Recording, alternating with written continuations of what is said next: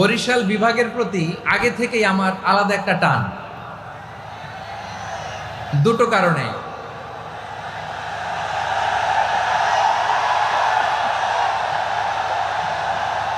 আলহামদুলিল্লাহ, আলহামদুলিল্লাহ, মাশা আল্লাহ। এই গণজোয়ারকে আল্লাহ তাআলা ইসলামের পক্ষে কবুল করে নিক। এই প্রাণ ঢালা উচ্ছ্বাস, ভালোবাসা, এটা কোরআনের জন্য, ইসলামের জন্য, ঠিক কিনা বলেন? কোনো অপশক্তি এই গণজোয়ারকে ঠেকাতে পারবে না, কারণ যে ভালোবাসা আল্লাহর জন্য হয় সেটাকে ঠেকানো যায় না, ঠিক কিনা বলে?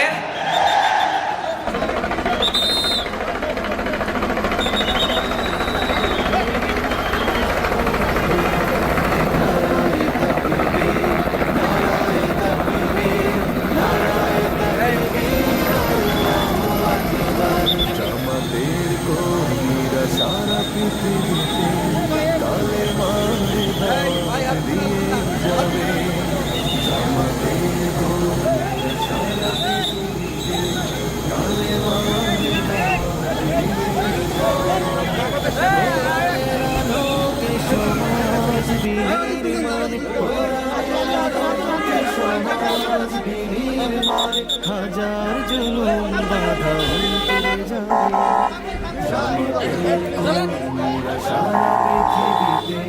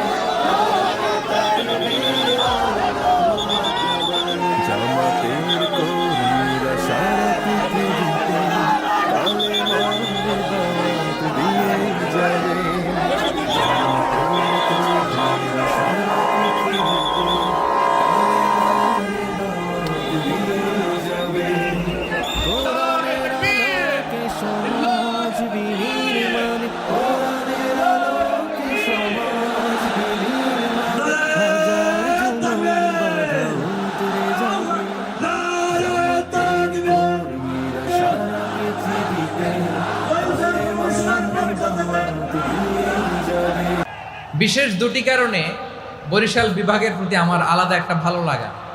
এর কারণ, এই অঞ্চলে আলেম ওলামা বেশি, ঠিক কিনা বলেন? আজকের এই প্রোগ্রামে অনেক কওমি মাদ্রাসার মুহতামিম সাহেবরা এসেছেন, আমি শুনেছি। আলিয়া মাদ্রাসার প্রিন্সিপাল হুজুররা এসেছেন, খতিব সাহেবরা এসেছেন, ইমাম সাহেবরা এসেছেন, মুয়াজ্জিন সাহেবরা এসেছেন। এই বিভাগে আলেম ওলামা বেশি। তার প্রমাণ, এখানে এই বরিশালের ভেতরে আছে সারসিনা দরবার, ঠিক কিনা বলেন? অনেক হাক্কানি একটা দরবার। সারসিনার মরহুম পীর সাহেব হুজুরের খেদমত করেছি আমি অনেকবার, সুযোগ হয়েছিল আমার ছাত্র জামানায়। তো ওনাদের মাদ্রাসা কেন্দ্রিক অনেক খেদমত, আলহামদুলিল্লাহ। তারপর এই বিভাগে রয়েছে চরমোনাই দরবার, ঠিক কিনা বলেন? ওনাদেরও বিশাল মাদ্রাসা, ধর্মীয় অঙ্গনে, মাদ্রাসা অঙ্গনে, রাজনৈতিক অঙ্গনে ওনাদের অনেক খেদমত। তারপরে এখানে আছে ঝালকাঠি এনএস কামিল মাদ্রাসা। আমরা কায়েদ সাহেব হুজুরের কথা শুনেছি, আল ইত্তেহাদ মা আল ইখতিলাফ, মতবিরোধের সাথে ঐক্য, অসাধারণ কথা। তো এই সমস্ত বড় বড় আল্লাহওয়ালাদের আগমন এই ভূখণ্ডে হওয়ার কারণে এখানে ধর্মীয় বিশৃঙ্খলা, মারামারি কম, আছে ঐক্য, ঠিক কিনা বলেন? বরিশাল বিভাগের প্রতি আমার বিশেষ ভালোবাসার এটা একটা কারণ।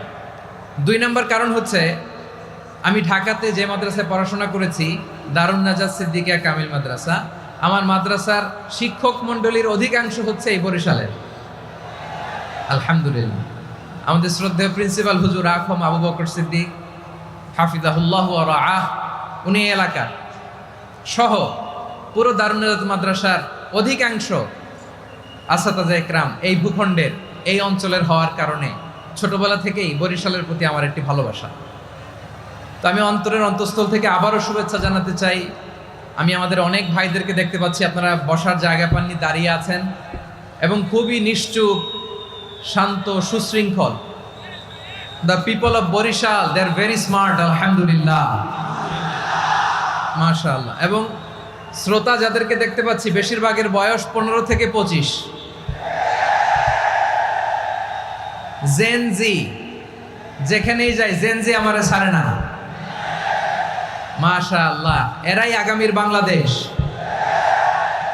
এরাই বাংলাদেশ। এদের হাতেই নিরাপদ আমার লাল সবুজের পতাকা, এদের হাতেই নিরাপদ আমার 56,000 বর্গ মাইলের প্রতিটি ইঞ্চি মাটি। এজন্য তোমাদেরকে সাবধান থাকতে হবে, সজাগ থাকতে হবে দেশের জন্য, এদেশের সার্বভৌমত্বের জন্য, ঠিক কিনা বলেন? আমার প্রিয় ভাইরা, আপনারা এখন যেমনি নিশ্চুপ, নীরব, very quiet and calm, discipline, I like it, I love it. শেষ পর্যন্ত আপনারা এরকম নিশ্চুপ, নীরব, নিস্তব্ধ, নিঝুম থাকবেন তো আপনারা? মাশাআল্লাহ। আমি খুব লম্বা চূড়া সময় নেব না, অনেক আলোচনা হয়েছে, আমি পাশেই ছিলাম, আমি দুপুরেই চলে এসেছি, আমি শুনছিলাম আলোচনাগুলো, অসাধারণ আলোচনা হয়েছে। আসলে আলোচনা হওয়া দরকার অল্প, ইবাদত আর আমল হওয়া দরকার বেশি, ঠিক কিনা? কিয়ামতের একটা আলামত হচ্ছে খুতবুকুম তাওয়িলা ওয়া সালাওয়াতুকুম কাসীরা। কিয়ামতের আগে আমাদের বক্তব্য হয়ে যাবে লম্বা। Your speech will be longer and your সালাহ উইল বি ভেরি শর্টার। বক্তব্য হবে লম্বা, সালাত হবে খাটো। এই নমুনা বর্তমানে আছে না নাই? ঘন্টার পর ঘন্টা, তাও তৃপ্তি মিটে না। অনেক জায়গায় রাত পর্যন্ত, মিডনাইট পর্যন্ত, মধ্যরাত পর্যন্ত আলোচনা হয়, এটা ঠিক নয়। বক্তব্য হবে একেবারে gist, cream of the creams, একেবারে ক্রিম কথাটা আলোচক উপস্থাপন করবেন। হেদায়েত দেওয়ার মালিক কে? ইন্নাকা লা তাহদি মান আহবাবতা ওয়ালাকিন্নাল্লাহা ইয়াহদি মান ইয়াশা। নবী হে, আপনি চাইলেই কাউকে হেদায়েত দিতে পারবেন না, হেদায়েত দেওয়ার মালিক কে? প্রিয় ভাইরা, আমি শুরুতেই দেখতে চাই যে আপনারা বরিশাল বিভাগের কে কোন জেলা থেকে আসলেন, এটা একটু জেনে খোঁজখবর নিয়ে আমি আলোচনা শুরু করবো ইনশাআল্লাহ বিইذنিল্লাহ।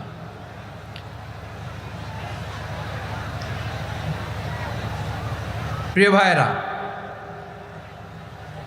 আমি দেখতে চাচ্ছি আপনাদের এই বরিশাল বিভাগের ভোলা জেলা আছে না একটা, দ্বীপ জেলা, ওখান থেকে কেউ আসতে পারছেন নাকি? হ্যাঁ, আল্লাহু আকবার, আসছে তো, ওই যে হাত দেখা যাচ্ছে। সর্বনাশ, মাশাআল্লাহ, মাশাআল্লাহ, ঠিক আছে। আল্লাহ আমার ভাইদেরকে তুমি কবুল করো। বরগুনা জেলা থেকে কেউ এসেছেন আজকের প্রোগ্রামে? ইয়া সালাম, মাশাআল্লাহ, মাশাআল্লাহ, ওয়েলকাম, ওয়েলকাম, ঠিক আছে। পিরোজপুর জেলার কেউ এসেছেন? পিরোজপুর জেলা থেকে মাশাআল্লাহ অনেক ভাইরা এসেছেন। ঝালকাঠি, মাশাআল্লাহ, ঝালকাঠির অনেক আসছে। তারপর বরিশাল জেলা থেকে কারা কারা এসেছেন? বরিশাল, মাশাআল্লাহ, তাবারাকাল্লাহ। এবার পটুয়াখালী জেলার কারা কারা দেখি? মাশাআল্লাহ, মাশাআল্লাহ, মাশাআল্লাহ। আল্লাহ তুমি কবুল করো, আল্লাহ তুমি কবুল করো। লিল্লাহি তাকবীর, লিল্লাহি তাকবীর, লিল্লাহি তাকবীর। হাত নামান। প্রিয় ভাইরা, আসুন আমরা কাল বিলম্ব না করে আজকের পটুয়াখালী জেলা শহরের, মাশাআল্লাহ, ওই যে লক্ষ্মীপুর থেকে আমাদের ভাই এসে প্লেকার্ড নিয়ে দাঁড়াইছে, ঠিক আছে, প্লেকার্ড দেখেছি, ফি আমানিল্লাহ। আচ্ছা, এই বরিশাল বিভাগের বাইরে থেকে কারা কারা আসছেন দেখি, কেউ আছেন কিনা?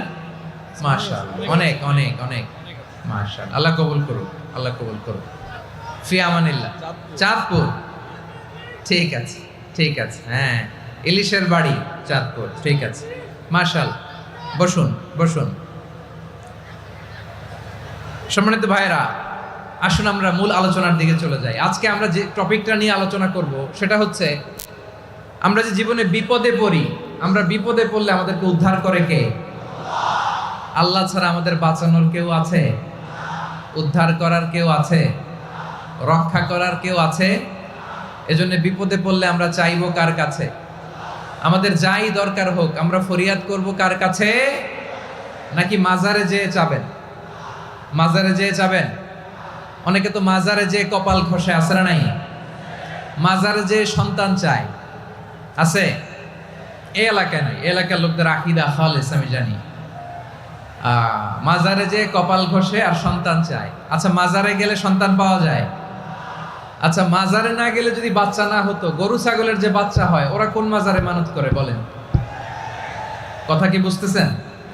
এই যে প্রতি বছর গরু ছাগল ভেড়া এগুলো যে বাচ্চা দেয়, এরা কোন মাজারে যে মানত করে? এজন্য চাইতে হবে একজনের কাছে, তিনি কে? আমার প্রিয় পটুয়াখালীবাসী, মাজার জিয়ারত করা সুন্নাহ। আমরা মাজার জিয়ারত করব, আল্লাহ ওয়ালাদের কবরে যাব, আমরা সেখানে যে সালাম দিব, দোয়া করব, নিজের জন্য করব, কবরে শুয়ে থাকা মাইয়েতের জন্য করব, পুরো মুসলিম উম্মার জন্য করব। কিন্তু কবরে যিনি শুয়ে আছে ওই বাবার কাছে সন্তান চাওয়া যাবে? চাকরি চাওয়া যাবে? সফলতা চাওয়া যাবে? সফলতা দেয় কে? সবাই বলেন নাই, আওয়াজ করে বলেন, সফলতা দেওয়ার মালিক কে? এক কথাই রব্বুল আলামিন বলেন, ওয়া ইয়ামসাসকাল্লাহু বিদুররিন ফালা কাশিফা লাহু ইল্লা হু ওয়া ইয়ুরিদকা বিখাইরিন ফালা রাদ্দা লিফাদলি ইউসিবু বিহি মান ইয়াশাউ মিন ইবাদিহি ওয়া হুয়াল গফুরুর রহিম। আল্লাহু আকবার। আল্লাহ বললেন, ওয়া ইয়ামসাসকাল্লাহু বিদুররিন ফালা কাশিফা লাহু ইল্লা হু।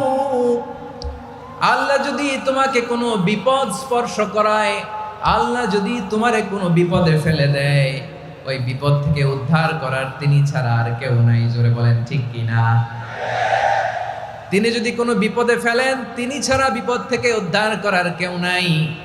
আর তিনি যদি তোমার প্রতি কোনো অনুগ্রহ করতে চান, ওই অনুগ্রহ ঠেকিয়ে দেওয়ার ক্ষমতাও কারো নাই। আল্লাহ যদি আপনার সফলতা দিতে চায়, পৃথিবীর কোনো শক্তি ওই সফলতাকে থামাতে পারে? এজন্য আল্লাহ বললেন, খবরদার, চিন্তা রাখিদা খালিস করে নাও। ওয়া ইয়ামসাসকাল্লাহু বিদুররিন ফালা কাশিফা লাহু ইল্লা হু। আল্লাহ বিপদে ফেললে বিপদ থেকে উদ্ধার করার কেউ থাকে না। আর আল্লাহ যদি তোমার প্রতি দয়া দেখাতে চান, অনুগ্রহ করতে চান, ওই অনুগ্রহকে প্রতিরোধ করার মতো ক্ষমতা কারো নাই। তিনি তার বান্দাদের মধ্য থেকে যাকে ইচ্ছা তাকে দেন, যত ইচ্ছা তত দেন। তিনি ক্ষমাশীল, তিনি মেহেরবান। সুবহানাল্লাহ। তিনি ক্ষমাশীল, তিনি মেহেরবান। তাহলে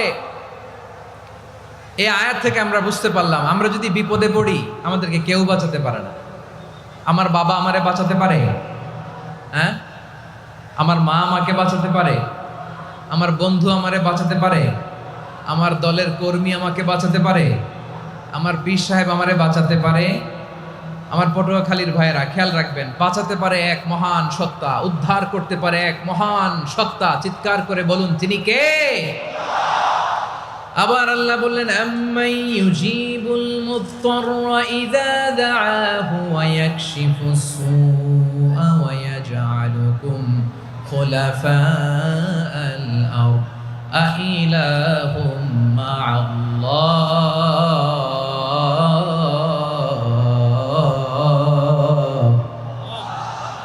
ক্বালিলাম মা তাযাক্কারুন। রব্বুল আলামিন বলেন, বিপদে পড়ে কাতর কণ্ঠে চিন্তাগ্রস্ত হয়ে যখন কেউ ফরিয়াদি হয়ে আল্লাহর ডাকে হাত তোলে, তখন এই ব্যক্তির ডাকে সাড়া দেয় কে? সবাই বলুন। কাতর কণ্ঠে বিপন্ন অবস্থায় আপনি যখন কেঁদে কেঁদে হাত তুলে আপনার দুঃখের কথা জানান, আপনি যখন ডাকেন তারে, তখন আপনার ডাকে সাড়া দেয় কে? আল্লাহ বলে, আমি সাড়া দেই। তোমাদের বিপদকে মুক্ত করে দেয় কে? ওই আল্লাহর সাথে কোন উপাস্য আছে নাকি? কিন্তু খুব অল্প সংখ্যক লোকই তোমরা উপদেশ গ্রহণ করো। কথাটা কার? তাহলে বিপন্ন মানবতা যখন কাঁদে, মানুষ যখন বিপদে পড়ে নিরুপায় হয়ে ফরিয়াদ করে, তার ডাক শোনার কেউ নাই একজন ছাড়া। চিল্লায় বলেন তো, তিনি কে? এজন্য আমরা ফরিয়াদের হাত কার দিকে তুলব? প্রিয় পটুয়াখালী বলেন, ফরিয়াদের দুটো হাত আমরা কার দিকে তুলব? এবং খেয়াল রাখতে হবে, মাথার সাথে সেট করে নিতে হবে, আল্লাহ ছাড়া আমাকে উদ্ধার করার কেউ নাই। এই পৃথিবীতে কেউ আপন না। প্রিয় ভাই, বিপদে পড়লে বোঝা যায় কেউ আপন না। আপন শুধু একজন মহান সত্তা, তিনি কে? এটা কি আপনারা খেয়াল রাখতে পারবেন? হ্যাঁ, বিপদে আপদে কেউ আমাদের বাঁচাতে পারে না, তরাতে পারে না, মুক্তি দিতে পারে না, উদ্ধার করতে পারে না একমাত্র আমার প্রভু ছাড়া, আল্লাহ ছাড়া। চিল্লায় বলেন ঠিক কিনা? এবং প্রিয় পটুয়াখালীর ভাইয়েরা, মাথার সাথে এটা সেট করে নিতে হবে যে আমাদের পুরো জীবনটাই পরীক্ষা। পুরো জীবনটাই কি? The life is a test. পুরো জীবনটাই পরীক্ষা। এই জীবনে বিপদ আসবে, আপদ আসবে, পরীক্ষা আসবে, সবার জীবনে এটা থাকে। এক একজনের পরীক্ষা এক এক রকম। আমার পরীক্ষা একরকম, মাসুদ ভাইয়ের পরীক্ষা একরকম, চৌধুরী সাহেবের পরীক্ষা একরকম, আপনার পরীক্ষা একরকম, ওনার পরীক্ষা আবার আরেক রকম। পুরো পৃথিবীটাই পরীক্ষা ক্ষেত্র, সবাই পরীক্ষা দিচ্ছি, কিন্তু কারো পরীক্ষা প্রশ্নের সাথে কারোটার মিল নাই। সুবহানাল্লাহ পড়বেন না? পুরোটাই পরীক্ষা ক্ষেত্র, সবাই পরীক্ষার্থী, কিন্তু প্রশ্নপত্র একটার সাথে আরেকটা মিলে না। One doesn't match the other. একজনেরটার সাথে আরেকজনেরটা মিলে না। কাউকে আল্লাহ তাআলা ধনী বানিয়ে পরীক্ষা করেন। কি বানিয়ে? কথা কি বুঝতেছেন নাকি কষ্ট হচ্ছে? কষ্ট হচ্ছে আপনাদের?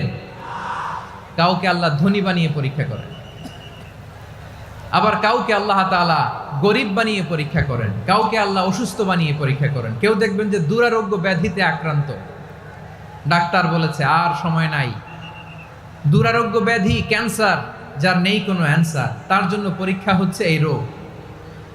আরেক লোক দেখবেন তার আবার রোগ বালাই নাই, মাশাআল্লাহ, তাকে আল্লাহ তাআলা আর্থিক দৈন্যতা, দারিদ্রতা দিয়ে পরীক্ষা করছেন। এরকম আছে না নাই?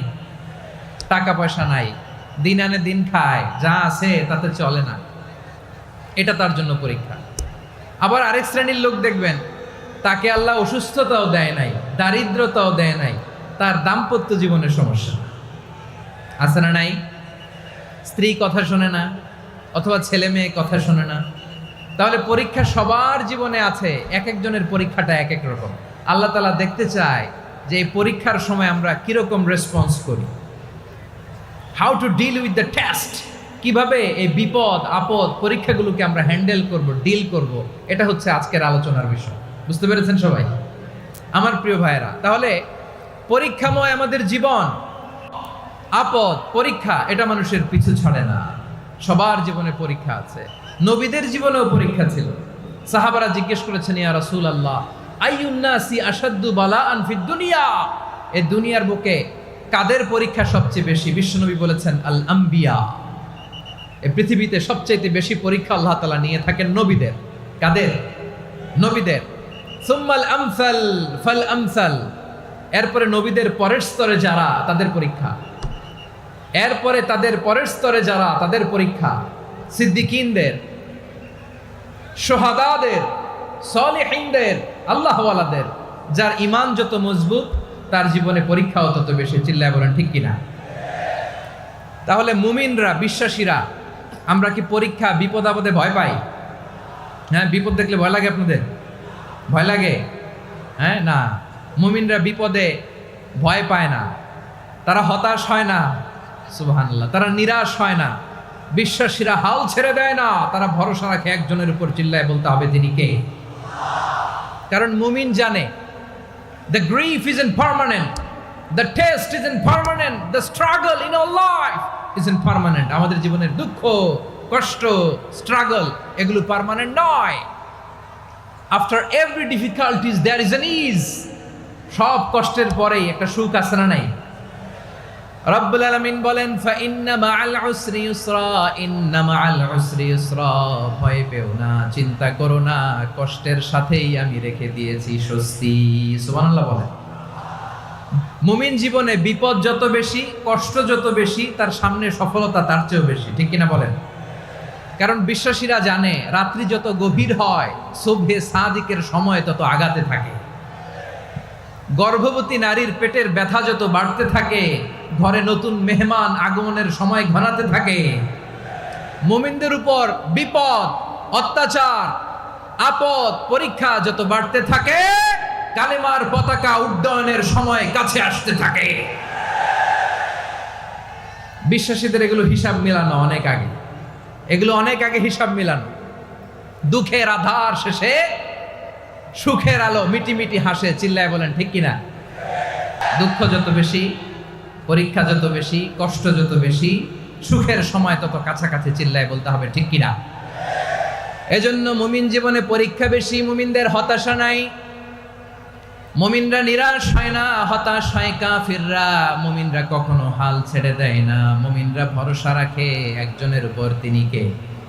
তাহলে আমার প্রিয় পটুয়াখালীবাসী, বিপদ থাকবে, পরীক্ষা থাকবে, এই বিপদ থেকে আমাদেরকে উদ্ধার করবেন একজন, তিনি কে? আমরা শুধু আল্লাহর উপরই ভরসা রাখবো। রাজি আছেন তো? চাইবো একজন সত্তার কাছে, আওয়াজ করে বলুন তিনি কে? একজন সত্তার কাছে চাইবে। বিশ্বনবী ওনার চাচাতো ভাই আব্দুল্লাহ ইবনে আব্বাস রাদিয়াল্লাহু তাআলা আনহুকে বললেন, ইয়া আব্দুল্লাহ ইবনুল আব্বাস, হে আব্দুল্লাহ ইবনে আব্বাস, ইদা সাআলতা ফাসআলিল্লাহ, যখন চাইবে আল্লাহর কাছে যাও। ও আব্দুল্লাহ, যখন চাইবা আল্লাহর কাছে চাও। ওয়া ইদা ইসতাআনতা ফাসতাইন বিল্লাহ, যখন সাহায্য চাইবা আল্লাহর কাছে ফরিয়াদ করো। জেনে রেখো ও আব্দুল্লাহ, ওয়া'লাম আন্নাল উম্মাতা লাউ ইজতামাআত আলা আন ইয়ানফাউকা বিশাইইন লাম ইয়ানফাউকা ইল্লা বিশাইইন ক্বাদ কাতাবাহু আল্লাহু লাক। ও আব্দুল্লাহ, জেনে রেখো, মনে রেখো, গোটা বিশ্বের সবাই মিলে যদি তোমার উপকার করতে চায় ততটুকুই তারা করতে পারবে যতটুকু আল্লাহ তোমার নসিবে সেটা লিখে রেখেছে। ঠিক কিনা বলেন? আর যদি গোটা বিশ্বের সবাই মিলে তোমার বিরুদ্ধে কনস্পাইরেসি করে, ষড়যন্ত্র করে, গোটা বিশ্বের সবাই মিলেও যদি তোমার ক্ষতি করতে চায় ততটুকুই শুধু পারবে যেটা আল্লাহ তোমার জন্য বরাদ্দ রেখেছে। যতটুকু আল্লাহ তাআলা তোমার জন্য বরাদ্দ রেখেছে অতটুকুই ক্ষতি করতে পারবে, আর এক চুল বেশিও করতে পারবে না, কমও করতে পারবে না। চিল্লায় বলেন ঠিক কিনা? এজন্য আমরা চাইবো কার কাছে? সবাই বলেন নাই, আওয়াজ করে বলেন কার কাছে? সব সময় আমরা আল্লাহর কাছে চাইবো, বিপদে আপদে, সুখে দুঃখে, সচ্ছল অবস্থায় অসচ্ছল অবস্থায়, পরাজয়ের সময় বিজয়ের সময়, সব সময় আমরা ভরসা রাখবো কার উপর? সবাই বলুন। একদল লোক আছে যারা বিপদে পড়লে আল্লাহরে ডাকে, আছে না নাই? পটুয়াখালীতে মাশাআল্লাহ নাই। বিপদ আসলে আল্লাহরে ডাকে, বিপদ নাই আল্লাহও নাই। বিপদে পড়লে নামাজ পড়ে, বিপদও নাই নামাজও নাই। বিপদে পড়লে জিকির করে, বিপদ যখন চলে যায় ওদের জিকিরও বন্ধ হয়ে যায়। এরকম আছে না নাই? কিছু লোক দেখবেন পরীক্ষা আসলে নামাজ পড়ে, আছে আছে? জেনজি আওয়াজ করো, এরকম আছে? এই কমন পড়ে গেছে, কমন পড়ছে। দেখবেন পরীক্ষার সময় নামাজ পড়ে, পরীক্ষাও নাই নামাজও আছে। এরকম কিছু লোক আছে অসুস্থ হলে আল্লাহরে বড্ড ভালোবাসে, আল্লাহরে খুব ডাকে। অসুস্থ হইলে অসুস্থতাও নাই, আল্লাহ স্মরণও নাই। দেখবেন কিছু লোক নির্বাচন আসলে খুব আল্লাহওয়ালা হয়ে যায়, তখন দেখবেন মাথার মধ্যে হেজাব লাগায়, পাঞ্জাবি লাগায়, আল্লাহওয়ালা হয়ে যায়। নির্বাচনও নাই, এরপরে আল্লাহর কথাও নাই। আছে না নাই? না, এরকম হওয়া যাবে না। সব সময় আমরা আল্লাহরে ডাকবো, বিপদে আপদে সব সময় ভরসা রাখবো আমরা একজনের উপর। আওয়াজ করে বলেন তিনি কে? এ কথায় আল্লাহ তাআলা আমাদের চোখে আঙ্গুল দিয়ে জানিয়ে দিলেন, ফাইদা রাকিবু ফিল ফুলকি দা'আবুল্লাহা মুখলিসিনা লাহুদ্দিন ফালাম্মা নাজ্জাহুম ইলাল বাররি ইযা হুম ইউশরিকুন। আল্লাহ বলে একদল লোক আছে, তারা যখন নৌযানে চড়ে, জলযানে চড়ে, সাগরের মধ্যে যখন জাহাজে চড়ে, লঞ্চে চড়ে, তারা যখন তুফানের সম্মুখীন হয় তখন তারা আল্লাহরে বড্ড বেশি ডাকে, একান্তভাবে ডাকে, বিশুদ্ধ চিত্তে ডাকে। আবার তুফান থেকে তাদেরকে সেফ জোনে নিয়ে, নিরাপদ জোনে নিয়ে যখন বন্দরে আমি আল্লাহ তাদেরকে ভিড়িয়ে দেই, ওই লোকগুলো আবার আমি আল্লাহর সাথে শিরিক করে। এরকম আছে না নাই? জাহাজে উঠছে, সাগরের মাঝখানে তুফান, ওই সময় দেখবেন আল্লাহ কারে কয়। এই কথা তো আপনাদেরকে বোঝানো সহজ, আপনারা তো নদীর দেশের মানুষ। লঞ্চে চড়েন নাই কারা কারা? দেখি, লঞ্চে চড়ছেন? হ্যাঁ, লঞ্চে চড়ে নাই এরকম একজনও নাই এখানে। আচ্ছা, লঞ্চে উঠছেন কে কে? দেখি। মাশাআল্লাহ মাশাআল্লাহ মাশাআল্লাহ, ঠিক আছে, আপনাদের বোঝানো সহজ। আচ্ছা, লঞ্চে উঠে তুফানের সম্মুখীন হয়েছেন, জলোচ্ছ্বাস, সবাই মাশাআল্লাহ। তো এই ওয়াজ তো আপনাদের মুখস্থ, ঠিক কিনা বলেন? আমার বলার দরকার নাই, বলেন। মাঝ নদী, তুফান, জলোচ্ছ্বাস, জলের মধ্যে উচ্ছ্বাস, ঢেউ, টর্নেডো, সাইক্লোন, মেঘের ঘনঘটা, পরিবেশ ঘুটঘুটে অন্ধকার, লঞ্চ একবার এদিকে আরেকবার ওইদিকে, ভিতরে কি অবস্থা হয় বলেন তো? হ্যাঁ, তখন মুসলিম আল্লাহর ডাকে, হিন্দু আল্লাহর ডাকে, ঠিক কিনা বলেন? আস্তিক আল্লাহর ডাকে, নাস্তিক আল্লাহর ডাকে, ঠিক কিনা? লঞ্চের ভেতর, স্টিমারের ভেতর কান্নারে রোল পড়ে যায়, চিৎকারের রোল পড়ে যায়, সবার মুখ দিয়ে শুধু একটা আওয়াজ, লা ইলাহা লা ইলাহা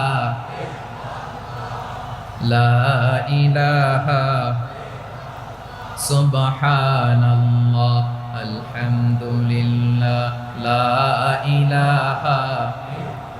আল্লাহ নামের জিকির করবে যারা, আল্লাহর কাছে প্রিয় তারা, আল্লাহর কাছে প্রিয় যারা, জান্নাতে প্রবেশ করবে তারা, জোরে লা ইলাহা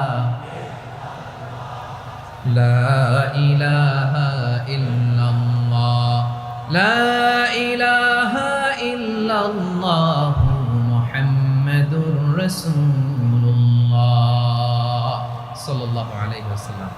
আমার প্রিয় পটুয়াখালীবাসী, তাহলে লঞ্চের ভেতরে যখন আমরা তুফানের মধ্যে পড়ি, তখন সবাই মিলে আমরা একটা নামের জিকির করি। নামটা কার?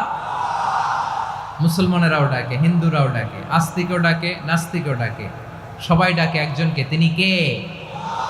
আবার দেখবেন ওই আল্লাহ তুফানের পরে, ঝড়ের পরে ওই লঞ্চটাকে যখন সদর ঘাটে ফিরিয়ে দেয়, আবার আমরা নাফরমানি শুরু করে দেই। সে কোথায়? আল্লাহ বললেন, ফাইদা রাকিবু ফিল ফুলকি দা'আল্লাহ মুখলিসিনা লাহুদ্দিন ফালাম্মা নাজ্জাহুম ইলাল বাররি ইযা হুম ইউশরিকুন। সাগরে যখন তুফানে পড়ে আমি আল্লাহর ডাকে, আবার আমি আল্লাহ যখন বাঁচিয়ে দেই, আবার আমি আল্লাহর সাথে শিরিক শুরু করে। আমরা কি এরকম হতে চাই নাকি? এরকম করবেন? হ্যাঁ না, আমরা তুফানে পড়লেও আল্লাহরে ডাকি, আবার বাঁচায় দেওয়ার পরেও ডাকি কারে? আল্লাহকেই ডাকি। বিমানের মধ্যে মাঝে মাঝে দেখবেন যে এয়ার টার্বুলেন্স হয়, জানেন? এয়ার টার্বুলেন্স জানেন তো? মাঝে মাঝে বিমানটা বাউন্সিং করে, বাম্পি, ভেরি বাম্পি ওয়েদার। শোনেন নাই? 40,000 ফিট উপরে যখন থাকে, তখন পাইলট মাঝে মাঝে বলে, dear passengers, ladies and gentleman, right now we are flying 40,000 feet above the ground and we are passing very air turbulence, very heavy air turbulence right now. Please fasten your seat belt. দেখবেন মাঝে মাঝে বলে যে, ভদ্র মহিলা, ভদ্র মহোদয়গণ, আমরা 40,000 ফিট উপর দিয়ে যাচ্ছি আর এয়ার টার্বুলেন্স ফেস করছি, মেহেরবানি করে আল্লাহর হস্তে সিট বেল্ট বাঁধুন। তখন বিমানটা এরকম বাউন্সিং করে, শেকিং করে। আপনারা মুখোমুখি হয়েছেন? ইদানিং এই এয়ার টার্বুলেন্স বেড়ে গিয়েছে।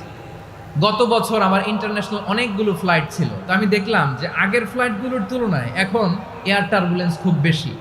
আমি একটু রিসার্চ করে দেখলাম, ক্লাইমেট চেঞ্জের কারণে, জলবায়ু পরিবর্তনের কারণে আকাশের বাতাসের মুভমেন্টে পরিবর্তন হয়েছে, ফলে এখন বিমান শেকিং করে বেশি, বাউন্সিং, বাম্পি ওয়েদার। তো বলেন তো, 40,000 ফিট উপরে যখন আপনি, কয় হাজার ফিট? সবাই বলুন, কয় হাজার ফিট? 40,000 ফিট উপরে যখন আপনি, তখন যখন বিমানটা এরকম বাউন্সিং করে, সবাই যখন ভমিটিং করে বিমান নষ্ট করে দেয়, বমি করে, তখন বাঁচানোর কে আছে আল্লাহ ছাড়া? কেউ আছে? ওই মুহূর্তেও সবাই মিলে একজনের ডাকে আওয়াজ করে বলেন, তিনি কে? মাঝে মাঝে কিছু সোশ্যাল মিডিয়ায় কিছু ভিডিও পাওয়া যায় যে হেভি যখন এয়ার টার্বুলেন্স হয়, 10 সেকেন্ড 15 সেকেন্ডের কিছু ভিডিও পাওয়া যায়, বিমানটা এরকম বাউন্সিং করছে, বাম্পি ওয়েদার, কাঁপছে, মানুষগুলো বমি করছে, অক্সিজেন মাস্কগুলো সব ঝুলে পড়েছে, বিমানটা শুধু কাঁপছে। তখন দেখবেন বিমানের ভেতরেও এরকম লঞ্চের মতো চিৎকার আছে না নাই? বিমানের ভেতরেও তখন চিৎকার। গত বছর হিথ্রো এয়ারপোর্ট থেকে সিঙ্গাপুর এয়ারলাইন্সের একটা ফ্লাইট হিথ্রো টু চাঙ্গি একটা ফ্লাইটে এমন বেশি এয়ার টার্বুলেন্সের শিকার হয়েছিল ওই এয়ারক্রাফটটা, 33 জন যাত্রী সেখানে আহত হয়েছে, একজন যাত্রী নিহত হয়েছে। কেবিন ক্রুজ এয়ার হোস্টেস যারা আছে, একজনের নাক ফেটে, চোখ ফেটে, কপাল ফেটে ব্লিডিং হয়ে শয়লা। প্রিয় ভাইয়েরা, ওই 40,000 ফিট উপরে বিমানটা যখন কাঁপবে তখন আমাদেরকে আল্লাহ ছাড়া আর কেউ বাঁচানোর আছে? এত আসতে বললে হবে? ওই কঠিন মুহূর্তে আমার বাবা আমারে বাঁচাতে পারে, আমার বন্ধু আমারে বাঁচাতে পারে। এই গ্রাউন্ডে, জমিনের বুকে আমার প্রোটোকল, আমার ক্ষমতা, আমার দাম্ভিকতা কোনো কিছু আমারে বাঁচাতে পারে? একজন ছাড়া। চিল্লায় বলতে হবে, তিনি কে? সে আল্লাহ বললেন, গোলাম আমি বিপদের সময় ঠিকই তোমাদের বাঁচিয়ে দেই। ওই বিমানের ভেতরে 40,000 ফিট উপরে যখন তোমরা এয়ার টার্বুলেন্সের শিকার হও, তখন নাস্তিকও আল্লাহরে ডাকে, হিন্দু আল্লাহরে ডাকে। জোরে বলেন ঠিক কিনা? আবার বিমানটা যখন শান্ত হয়ে যায়, একটু পরেই বিমানের স্ক্রিনের মধ্যে হিন্দি সিনেমা খোঁজে। বিমানের স্ক্রিনে কিন্তু বিশাল ওখানে আফলাম ফিল্মের একেবারে বোঝাই করা। বিমানটা শান্ত হলে আবার হিন্দি সিনেমা দেখা শুরু করে। একটু আগে ডাকছিল কারে? দেখবেন বাংলাদেশে আমাদের ক্রিকেটাররা যখন অন্য কোনো দেশের সাথে খেলে, অনেক সময় এমন হয় বল বাকি একটা, রান দরকার 6টা। বল বাকি কয়টা? পটুয়াখালী বুঝে নাই বোধহয়। বল বাকি কয়টা? রান দরকার। আপনি দেখবেন ক্যামেরাম্যান তখন গ্যালারিতে খালি দেখায় দর্শকদের যে কি অস্থিরতা। হিপ হপ স্টাইলের মেয়েটা, যে মেয়েটার ওড়না এতক্ষণ ছিল গলায়, এতক্ষণ কইছিল, ওই মেয়েটা দেখবেন ওড়নাটা টেনে মাথায় দিয়ে এরকম মুনাজাত ধরতেছে, আল্লাহ আল্লাহ, একটা সক্কা, আল্লাহ আল্লাহ, আমার লাল সবুজের পতাকারে তুমি অপমানিত কইরো না আল্লাহ, ইন্ডিয়ার সাথে আমাদের খেলা আল্লাহ আল্লাহ, একটা সক্কা, একটা। পুরো খেলা জুড়ে এই মেয়ের ওড়না ছিল গলায়, কিন্তু যখন 1 বলে 6 রান দরকার, ওড়না চলে আসছে কোথায়? মাথায়। আবার মুনাজাত আছে না নাই? ঠিকই বাংলাদেশের দামাল ছেলে এমন এক শট মারলো, বল চলে গেল স্টেডিয়ামের বাইরে, ছক্কা, জিতে গেলাম আমরা। পুরো স্টেডিয়াম জুড়ে চিৎকার, হই হুল্লোড়, মৌজ মাস্তি। যেই মেয়েটা মাথার মধ্যে ওড়না দিয়ে এতক্ষণ সুবহানাল্লাহ সুবহানাল্লাহ বলে আল্লাহর কাছে দোয়া করেছে, ওই মেয়ে এখন আবার ওড়না ফেলে দিয়ে নাচা শুরু করে দিয়েছে। তাহলে আল্লাহর ভয়, আল্লাহর প্রতি আস্থা, বিশ্বাস, ভালোবাসা, এটা কি ক্ষণিকের জন্য? মানে আমার যখন লাগবে তখন আল্লাহরে ইউজ করবো নাকি? হ্যাঁ, বিপদে আপদে, সুখের সময় দুঃখের সময়, সচ্ছল অসচ্ছল অবস্থায় বিশ্বাসীরা ভরসা রাখে একজনের উপর। চিৎকার করে বলো, পটুয়াখালী তিনি কে? সে আল্লাহ বললেন, গোলাম মনে করো না জাহাজ থেকে সদরঘাটে ভিড়িয়ে দিলাম, তুমি নিরাপদ হয়ে গেছো। মনে করো না 40,000 ফিট থেকে সেফ ল্যান্ডিং এর পরে এয়ারপোর্টে নেমে গেলেই তুমি নিরাপদ হয়ে গেছো। ও মিয়া, বিপদ কি শুধু সাগরে আর আকাশে? ঘরের ভেতরও বিপদ আসতে পারে কি পারে না? এজন্য সূরা মুলক আল্লাহ বললেন, আমিনতুম মান ফিস সামাই আন ইয়াখসিফা বিকুমুল আরদা ফাইযা হিয়া তামুর। তোমরা কি ভাবছো তোমরা নিরাপদ?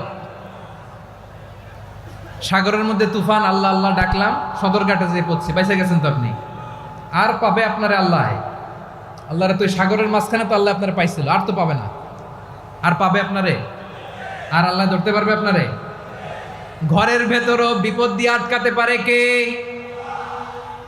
5 স্টার 7 স্টার হোটেলের ভেতরেও আমাকে বিপদের মধ্যে ফেলে দিতে পারেন কে? আল্লাহ বললেন, তোমরা কি ভেবেছো তোমরা নিরাপদ? আমি চাইলে ল্যান্ডস্লাইডস, ভূমি ধস দিয়ে 1 লক্ষ 1 মুহূর্তে নিয়ে যেতে পারি। 1 সুনামি দিয়ে থাপ্পড় মেরে 3 লক্ষ সাগরের ভেতরে ঢুকায় দিতে পারি। 1 সেকেন্ডও লাগে না আমার। أم أمنتم من في السماء أن يرسل عليكم حاصبا ফাসাতা'লামুনা কাইফা নাযীর। আল্লাহ চাইলে আকাশ থেকে পাথর বৃষ্টি নাজিল করতে পারেন কি পারেন না? এই মুহূর্তে এখানে ভূমিকম্প দিতে পারেন কি পারেন না? আচ্ছা, ভূমিকম্প যখন হয় আমাদের কারো হুঁশ থাকে? আপনি মনে করছেন আমরা সাধারণ মানুষ, আমরা দৌড় দেই, আর প্রেসিডেন্ট প্রধানমন্ত্রী ওনারা বুঝি খাটে শুয়ে থাকে? কথা বুঝে নাই বোধহয়। ভূমিকম্প, আর্থকোয়েক যদি হয়, বাঁচার জন্য আমরা কি করি? হয় খাটের তলায়, ডাইনিং টেবিলের নিচে, উপরে শক্ত কিছু আছে এটার নিচে, অথবা ঘর থুইয়া দেও দৌড়। তো প্রধানমন্ত্রী উনি কি করে? প্রেসিডেন্ট উনি কি করে? হ্যাঁ, উনি খাটের মধ্যে যে শুয়ে থাকে নাকি? উনিও দৌড়, সাধারণ মানুষও দৌড়, প্রধানমন্ত্রীও দৌড়, বাড়িওয়ালাও দৌড়, ভাড়াটিয়াও দৌড়, সবাই দৌড়। নাকি ভাড়াটিয়ারা বাড়ি থুইয়া দৌড়, বাড়িওয়ালারা আর বেরোয় না? এরকম না। তাহলে যে কোনো মুহূর্তে ভূমিকম্প দিয়ে নাস্তানাবুদ করতে পারে কে? আমার প্রিয় ভাইয়েরা, আমরা নিরাপদ নই, আমরা তার দয়ায় বেঁচে আছি। কার দয়ায়? এজন্য আল্লাহ বললেন, গোলাম, যে কোনো মুহূর্তে বিপদ দিয়ে তোমাদেরকে নাস্তানাবুদ করতে পারি। বিশ্বাসী বলে যদি নিজেকে দাবি করো, সব সময় ডাকতে হবে একজন সত্তাকে। বলেন তিনি কে? এই কথা ক্লিয়ার? এই সবগুলো উদাহরণ শেষে সবার কাছে ক্লিয়ার হয়েছে না যে বিপদ থেকে, আপদ থেকে, পরীক্ষা থেকে, ক্যালামিটি থেকে আমাদেরকে কেউ বাঁচাতে পারে না একজন সত্তা ছাড়া। আবারও বলেন তো তিনি কে? ক্লিয়ার? হ্যাঁ, সবাই বুঝতে পারছেন? আচ্ছা, এবার আমরা দেখি বিষ্ণু ঈসা ইসলামের জীবনে বিপদ আপদ ছিল কিনা। উনি বিপদ আসলে কিভাবে ডিল করতেন, বিপদ আসলে কোন দোয়া পড়তে হয়, কিভাবে ফরিয়াদের হাত উত্তোলন করতে হয়, কিভাবে রবের দরবারে নতজানু হয়ে ফরিয়াদ করতে হয়, এটা জানার দরকার আছে না নাই? আসুন আমরা বিশ্বনবীর জীবনী থেকে দেখি বিপদ আসলে উনি কি করতেন। বিপদ আসলেই প্রথমে বিশ্বনবী সাল্লাল্লাহু আলাইহি ওয়াসাল্লাম একটা দোয়া পড়তেন। কি পড়তেন? তিনি পড়তেন, ইন্না লিল্লাহি ওয়া ইন্না ইলাইহি রাজিউন। নিশ্চয় আমরা আল্লাহর জন্য, নিশ্চয় আমরা কার দিকে ফিরবো ভাই? আবার কার দিকে ফিরবো? আওয়াজ করে বলুন তো, আমরা এসেছি কার কাছ থেকে, আবারও ফিরে যাব কার কাছে? এজন্য বিষ্ণুই পড়ছেন, ইন্না লিল্লাহি ওয়া ইন্না ইলাইহি রাজিউন। নিশ্চয় আল্লাহর জন্য, ওই আল্লাহর দিকেই আমরা ফিরে যাব। তারপরে বিশ্বনবী পড়তেন, আল্লাহুম্মা আজুরনি ফি মুসিবাতি ওয়াখলুফ লি খায়রাম মিনহা। একসাথে প্রথমে পড়তেন ইন্না লিল্লাহি ওয়া ইন্না ইলাইহি রাজিউন, তারপর পরে পড়তেন আল্লাহুম্মা আজুরনি ফি মুসিবাতি ওয়াখলুফ লি খায়রাম মিনহা। মানে আল্লাহ, এই যে আমি বিপদে ধৈর্য ধারণ করলাম, এটার সব তুমি আমার দাও, আর যেটা হারালাম এর চেয়ে ভালো কিছু দিয়ে মেকআপ করে দিও, ভালো কিছু দিয়ে বদল করে দিও। সুবহানাল্লাহ পড়েন। তাহলে বিপদ আসলে আমরা কি পড়ব? কথা বলেন। এই যে আমি শুয়েছিলাম, নাশিদ গাচ্ছিল ওরা, এদেশে পরস্পরে দেখা হলে দেয় সালাম, এদেশে আমজনতার হৃদয় জুড়ে পাকালাম, এদেশে বিপদ এলে সর্বজনে সর্বক্ষণে দোয়া পড়ে ইন্না লিল্লাহ। কি পড়ে? সুবহানাল্লাহ সুবহানাল্লাহ সুবহানাল্লাহ সুবহানাল্লাহ। এদেশে আজান শুনে সূর্য ওঠে শহর গ্রামে, এদেশে আজান শুনে সূর্য ডুবে সন্ধ্যা নামে, এদেশে সকল কাজে সবাই বলে বিসমিল্লাহ, এদেশে ভালো কিছু দেখে শুনে হাসি মুখে সবাই বলে মাশাআল্লাহ। সুবহানাল্লাহ পড়েন। তাহলে বিপদ এলে আমরা কি পড়ি? কথা বুঝলে সবাই উত্তর দিতে হবে। বিপদ এলে কি পড়ি? তাহলে বিপদ এলেই আমরা এখন থেকে ইন্না লিল্লাহ পড়বো, নাকি হাই হুতাশ করবেন? একদল আছে হাই হুতাশ করে, হায় আল্লাহ রে মোর কি হইল রে, মুই কি হরমু রে, মুই কমবে জামু রে, আছে না নাই? এরকম বিলাপ করতে নিষেধ করেছেন বিশ্বনবী। কি করব, কই যাব, কি হবে, হায় হায়, এরকম হাহুতাশ আছে না নাই? বিশ্বাসীরা হাহুতাশ করে না, তারা ইন্না লিল্লাহ পড়ে। কি পড়ে? মনে থাকবে? আমরা পড়বো ইন্না লিল্লাহি ওয়া ইন্না ইলাইহি রাজিউন। নিশ্চয়ই আমরা আল্লাহর জন্য, আমরা আল্লাহর দিকেই ফিরে যাব। এরপর পড়বো আল্লাহুম্মা আজুরনি ফি মুসিবাতি ওয়াখলুফ লি খায়রাম মিনহা। আল্লাহ, আমি যে বিপদে ধৈর্য ধারণ করলাম এটার সওয়াব দিও, আর যা হারালাম তার চেয়ে ভালো কিছু দিয়ে বদল করে দিও। সুবহানাল্লাহ পড়েন। বিশ্বনবীর হাদিস শুনলেন উম্মে সালামা রাদিয়াল্লাহু তাআলা আনহা। ওনার স্বামী হলো আবু সালামা। মজার ঘটনা খেয়াল করে শুনেন আমার প্রিয় কলিজার টুকরা ভাইয়েরা, কানগুলো খরগোশের কানের মতো খাড়া করে আমার দিকে তাকান। সাইয়্যিদাতুনা উম্মে সালামা রাদিয়াল্লাহু তাআলা আনহা, ওনার স্বামীর নাম আবু সালামা। শ্রেষ্ঠ দম্পতি, শ্রেষ্ঠ ফ্যামিলি। প্রথমে হিজরত করেছিলেন হাবাসায়, পরে হিজরত করেছেন মদিনায়। উহুদ যুদ্ধের পরে ওনার স্বামী আবু সালামা ইন্তেকাল করলো, শহীদ হলো। সুবহানাল্লাহ পড়েন। যখন আবু সালামা ইন্তেকাল করলো, উম্মে সালামা রাদিয়াল্লাহু তাআলা আনহা কেঁদে কেঁদে হয়রান। আর নবীর শিখানো বাণী অনুযায়ী তিনি বারবার পড়ছিলেন ইন্না লিল্লাহ। কি পড়ছিলেন? মুই কই যামু, কি হরমু, এগুলো বলে নেই। কি বলছে? ইন্না লিল্লাহ। যেহেতু বিশ্বনবী বলেছেন কেউ যদি বিপদের প্রথম ধাক্কায় পড়ে ইন্না লিল্লাহি ওয়া ইন্না ইলাইহি রাজিউন, আল্লাহুম্মা আজুরনি ফি মুসিবাতি ওয়া আখলুফ লি খায়রাম মিনহা, তাহলে এই বিপদে যে সে যা হারালো তার চেয়ে শ্রেষ্ঠ কিছু দিয়ে আল্লাহ তার বদল দিয়ে দিবে। এই হাদিস শুনে উম্মে সালামা রাদিয়াল্লাহু তাআলা আনহা ওনার প্রাণ প্রিয় স্বামী আবু সালামার ইন্তেকালের পরে চোখের পানি ছাড়ে আর পড়ে ইন্না লিল্লাহি ওয়া ইন্না ইলাইহি রাজিউন, আল্লাহুম্মা আজুরনি ফি মুসিবাতি ওয়া আখলুফ লি খায়রাম মিনহা। বারবার এই দোয়া পড়ে চোখের পানি ছাড়ে, এই দোয়া পড়ে চোখের পানি ছাড়ে, আর মনে মনে বলে আবু সালামার মতো ভালো মানুষ মদিনাতে নাই, আবু সালামার চেয়েও ভালো মানুষ মদিনাতে নাই, তার চেয়ে ভালো মানুষ কি করে আল্লাহ তাআলা আমারে দিবে, তার চেয়ে ভালো মানুষ তো আমি মদিনাতে দেখি না। চোখের পানি দিয়ে বুক ভাসায় আর নবীর হাদিসের উপর আমল করে পড়ে ইন্না লিল্লাহি ওয়া ইন্না ইলাইহি রাজিউন, ইন্না লিল্লাহি ওয়া ইন্না ইলাইহি রাজিউন। পড়তে পড়তে চোখের পানি ছাড়ে আর চিন্তা করে বিশ্বনবী বললেন এই দোয়া পড়লে যেটা হারালাম তার চেয়ে ভালো কিছু দিয়ে আল্লাহ পুরস্কার দেয়। আবু সালামার চেয়ে ভালো মানুষ মদিনার মধ্যে আর কে হতে পারে?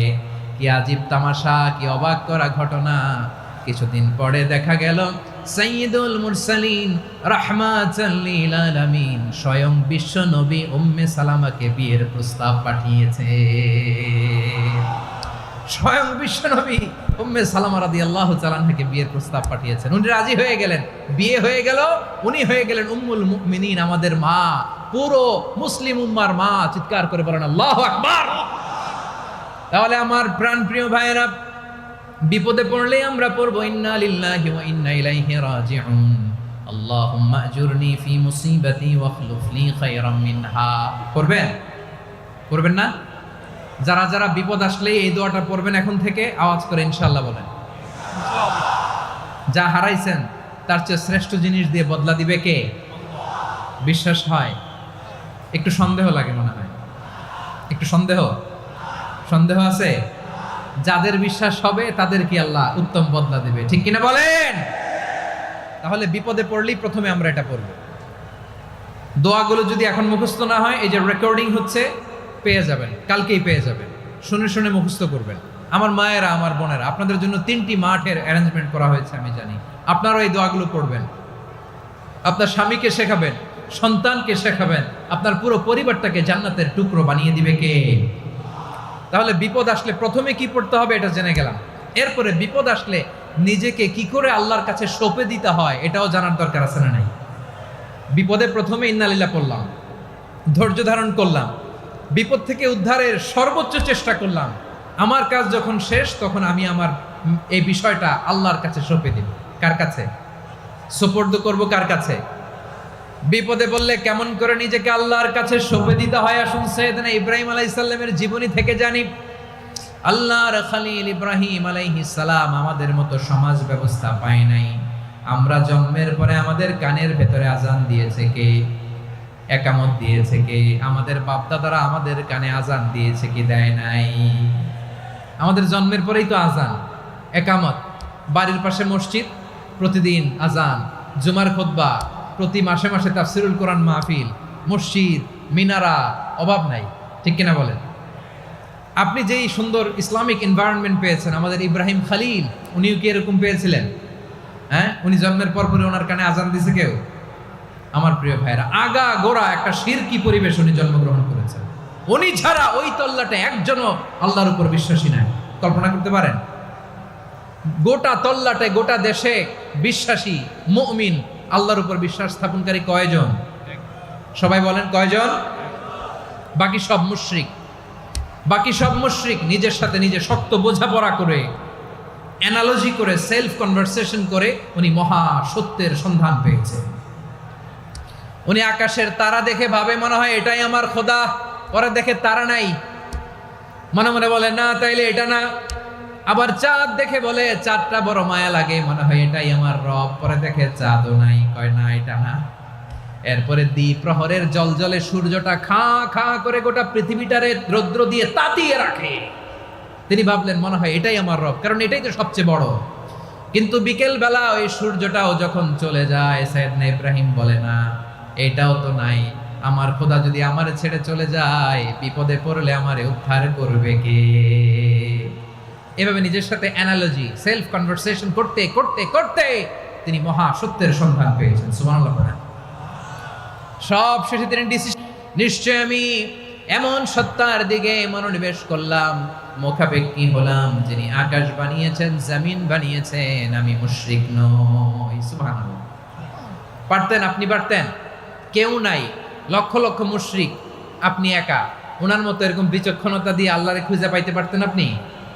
কি নবী ছিল, আল্লাহকে খুঁজে পেয়েছে। যখন আল্লাহর ইবাদত শুরু করলো, এই কথা ছড়ায় পড়লো চারদিকে। নমরুদ সাইয়েদনা ইব্রাহিমকে ডেকে পাঠালেন। নমরুদ বলে, ইব্রাহিম তুমি নাকি মূর্তির পূজা না করে কোন নতুন রবের ইবাদত করো, কে তোমার রব? সাইয়েদনা ইব্রাহিম বললেন, রব্বি আল্লাযী ইউহয়ী ওয়া ইউমীত, আমি এমন রবের ইবাদত করি যিনি জীবন দেন, যিনি মৃত্যু দেন। নমরুদ বলে, তাই নাকি? তোমার রব জীবন দেয়, মৃত্যু দেয়, আর এটা তো আমি দেই, আমিও তো জীবন দেই, আমিও তো মৃত্যু দেই। সাইয়েদনা ইব্রাহিম বললেন, কেমন করে তুমি জীবন দাও, মৃত্যু দাও, একটু দেখাও তো। নমরুদ জেলখানা থেকে দুজন কয়েদিকে ডেকে আনলো, কয়েদি এনে অর্ডার করলো, একটাকে এখনই শিরোচ্ছেদ, হেড অফ, ডেথ পেনাল্টি, মৃত্যুদণ্ড দেয়া হলো, ফিনকি দিয়ে রক্ত বেরোলো। নমরুদ বলে, দেখো দুজনকে ধরে আনলাম, একজন কয়েদিকে দিলাম ডেথ পেনাল্টি, মৃত্যুদণ্ড, ওরে মৃত্যু দিলাম। আরেকজন যে দাঁড়িয়ে আছে, চাইলে ওরেও আমি মৃত্যুদণ্ড দিতে পারি, কিন্তু না, ওরে আমি দিব না, ওরে আমি বাঁচাইয়া দিলাম, ছেড়ে দিলাম, মানে জীবন দিলাম। দেখো ইব্রাহিম, তোমার চোখের সামনে একজনরে মৃত্যু দিলাম, আর একজনরে জীবন দিলাম। আপাত দৃষ্টিতে তাই তো, একজনরে তো জীবন দিল, আরেকজনরে মৃত্যু দিল। সাইয়েদনা ইব্রাহিম এবার বিপাকে পড়ে গেলেন। কিন্তু এক একজন নবীকে আল্লাহ এমন উইজডম বিচক্ষণতা দিয়ে এই জমিনে পাঠিয়েছেন। মুহূর্তের মধ্যে আল্লাহর খলিল ইব্রাহিম বললেন, ফাইন্নাল্লাহা ইয়াতি বিশ-শামসি মিনাল মাশরিকি ফাতি বিহা মিনাল মাগরিব ফাবুহিতাল্লাযী কাফার। আল্লাহর খলিল ইব্রাহিম বললেন, নমরুদ বুঝলাম তুমি জীবন দাও, মৃত্যু দাও, দেখলাম, কিন্তু আমার রব, আমার আল্লাহ প্রতিদিন সকালবেলা উষা লগ্নে ওই পূর্ব দিগন্ত থেকে সূর্যটাকে উদিত করেন, সাঁঝের বেলা, বিকেল বেলা, কুধুরি লগ্নে, সন্ধ্যাবেলা ওই দ্বিপ্রহরের জল জলে সূর্যটাকে পশ্চিম দিগন্তে ডুবিয়ে দেন। মানে সকালবেলা পূর্ব দিক থেকে উদিত করা সূর্যটাকে পশ্চিম দিকে বিকেলে তিনি ডুবিয়ে দেন। তুমি যদি পারো ওই সূর্যটাকে পশ্চিম দিক থেকে উদিত করে পূর্ব দিকে ডুবিয়ে দাও। সুবহানাল্লাহ পড়বেন না? দেখেন, ইনস্ট্যান্ট ইন্টেলেক্ট, মুহূর্তে বিচক্ষণতা, উইজডম কাকে বলে? নমরুদ পারবে? নমরুদের বাপ পারবে? ওর দাদা, ওর 14 গোষ্ঠী, গোটা বিশ্বের সব ক্ষমতা তো রাষ্ট্রনায়করা একসাথে হলে পারবে? ফাবুহিতাল্লাযী কাফার পারে নাই, ব্যর্থ হয়েছে। এবার তেলে বেগুনে জ্বলে উঠেছে, রেগে মেগে আগুন বলে, ফালকুহু ফিল জাহিম। ওর সাথে তর্ক নাই, না পেরে এবার এটারে আগুনে ফেলা। বিশাল বিশাল গাছ কেটে লাকড়ি এনে আগুনের কুণ্ডলি বানানো হলো, দাও দাও দাও দাও করে আগুন জ্বলে। আল্লাহর খলিল ইব্রাহিমকে আগুনে নিক্ষেপ করা হবে। আল্লাহর খলিল সাইয়েদনা ইব্রাহিমের হাতের মধ্যে রশি দিয়ে টাইট করে বাঁধা হলো, পায়ের মধ্যেও টাইট করে রশি দিয়ে বাঁধা হলো। আল্লাহর খলিল ইব্রাহিমকে আগুনের কুণ্ডলির মধ্যে ফেলা হবে। ওমিয়া, আপনি যে বিপদের কারণে ভয় পান, হতাশ হন, এটা কোনো বিপদ ওনার বিপদের সামনে? পটুয়াখালী আওয়াজ করে বলুন, সাইয়েদনা খলিল ইব্রাহিমের বিপদের সামনে আমাদের বিপদগুলো কোনো বিপদ? এটা কোনো বিপদই না, এটা কোনো বিপদই না। হাত পা বেঁধে টাইট করে নিক্ষেপ করা হবে, সিম্পলি ফেলা যাবে না, কারণ দাও দাও করে দ্য ব্লেজিং ফায়ার, এমন আগুনের কুণ্ডলি কাছে যাওয়া যায় না, আগুনের উত্তাপে নিক্ষেপ করা হবে। হাতে রশি বেঁধে পায়ে রশি বেঁধে আল্লাহর খলিল ইব্রাহিম আলাইহিস সালামকে আগুনের মধ্যে নিক্ষেপ করা হবে। আহা, এটার বলে অগ্নি পরীক্ষা। উনি অগ্নি পরীক্ষার সম্মুখীন হয়েছিলেন, এজন্য কঠিন পরীক্ষাকে আমরা অগ্নি পরীক্ষার সাথে তুলনা করি, ঠিক কিনা? সাইয়েদনা জিবরাইল এসে বললেন, ও আল্লাহর খলিল, ওরা তো আপনার হাতও বেঁধে ফেললো, পাও বেঁধে ফেললো, নড়াচড়ার সুযোগ নাই, বলেন আমি জিবরিল ফেরেশতা আপনার জন্য কি করতে পারি? আল্লাহর খলিল ইব্রাহিম বলেন, ও জিবরাইল, তোমার কাছে আমার কোনো চাওয়া পাওয়া নাই। সুবহানাল্লাহ বলেন। তোমার কাছে বলার কিছু নাই, তোমার সাহায্যের আমার দরকার নাই। সাইয়েদনা ইব্রাহিম আলাইহিস সালামকে হাতে পায়ে রশি বেঁধে হাত পা বাঁধা অবস্থায় জ্বলন্ত অগ্নিকুণ্ডে যখন নমরুদের দলবল নিক্ষেপ করবে, আল্লাহর খলিল কিভাবে নিজেকে আল্লাহর কাছে সঁপে দিয়েছেন, পটুয়াখালীর ভাইরা খেয়াল করে শুনুন। হাত পা বেঁধে আল্লাহর খলিলকে যখন নিক্ষেপ করা হবে, তিনি মুখ ফুটে বলে ফেললেন, হাসবুনাল্লাহু ওয়া নি'মাল ওয়াকিল। হাসবুনাল্লাহু ওয়া নি'মাল ওয়াকিল, আমার জন্য আল্লাহই যথেষ্ট, আমার জন্য আল্লাহই যথেষ্ট, তিনি আমার সবচেয়ে বড় গার্ডিয়ান, তিনি আমার সবচেয়ে বড় অভিভাবক। জিব্রাইলের সাহায্যে অফারকে ফিরিয়ে দিলেন, দুনিয়ার বুকে কারো কাছে কিছু বলেন নাই, মুখ ফুটে বলেছেন হাসবুনাল্লাহ। ও আমার পটুয়াখালীর প্রাণের ভাইয়েরা খেয়াল রাখবেন, কোনো বান্দা তার হাতে থাকা সব চেষ্টাটুকুন করার পরে মুখ ফসকে মুখ দিয়ে যখন বলে ফেলে হাসবুনাল্লাহ, বান্দা যখন হাসবুনাল্লাহ বলে ফেলে, ওই ব্যাপারটা ডিল করার দায়িত্ব স্বয়ং আল্লাহ আরশের উপর থেকে নিয়ে নেয়। আপনি যখন বলে ফেলবেন হাসবুনাল্লাহ, এটা ডিলিং করবে কে তখন? চিল্লায় বলেন না, তিনি কে?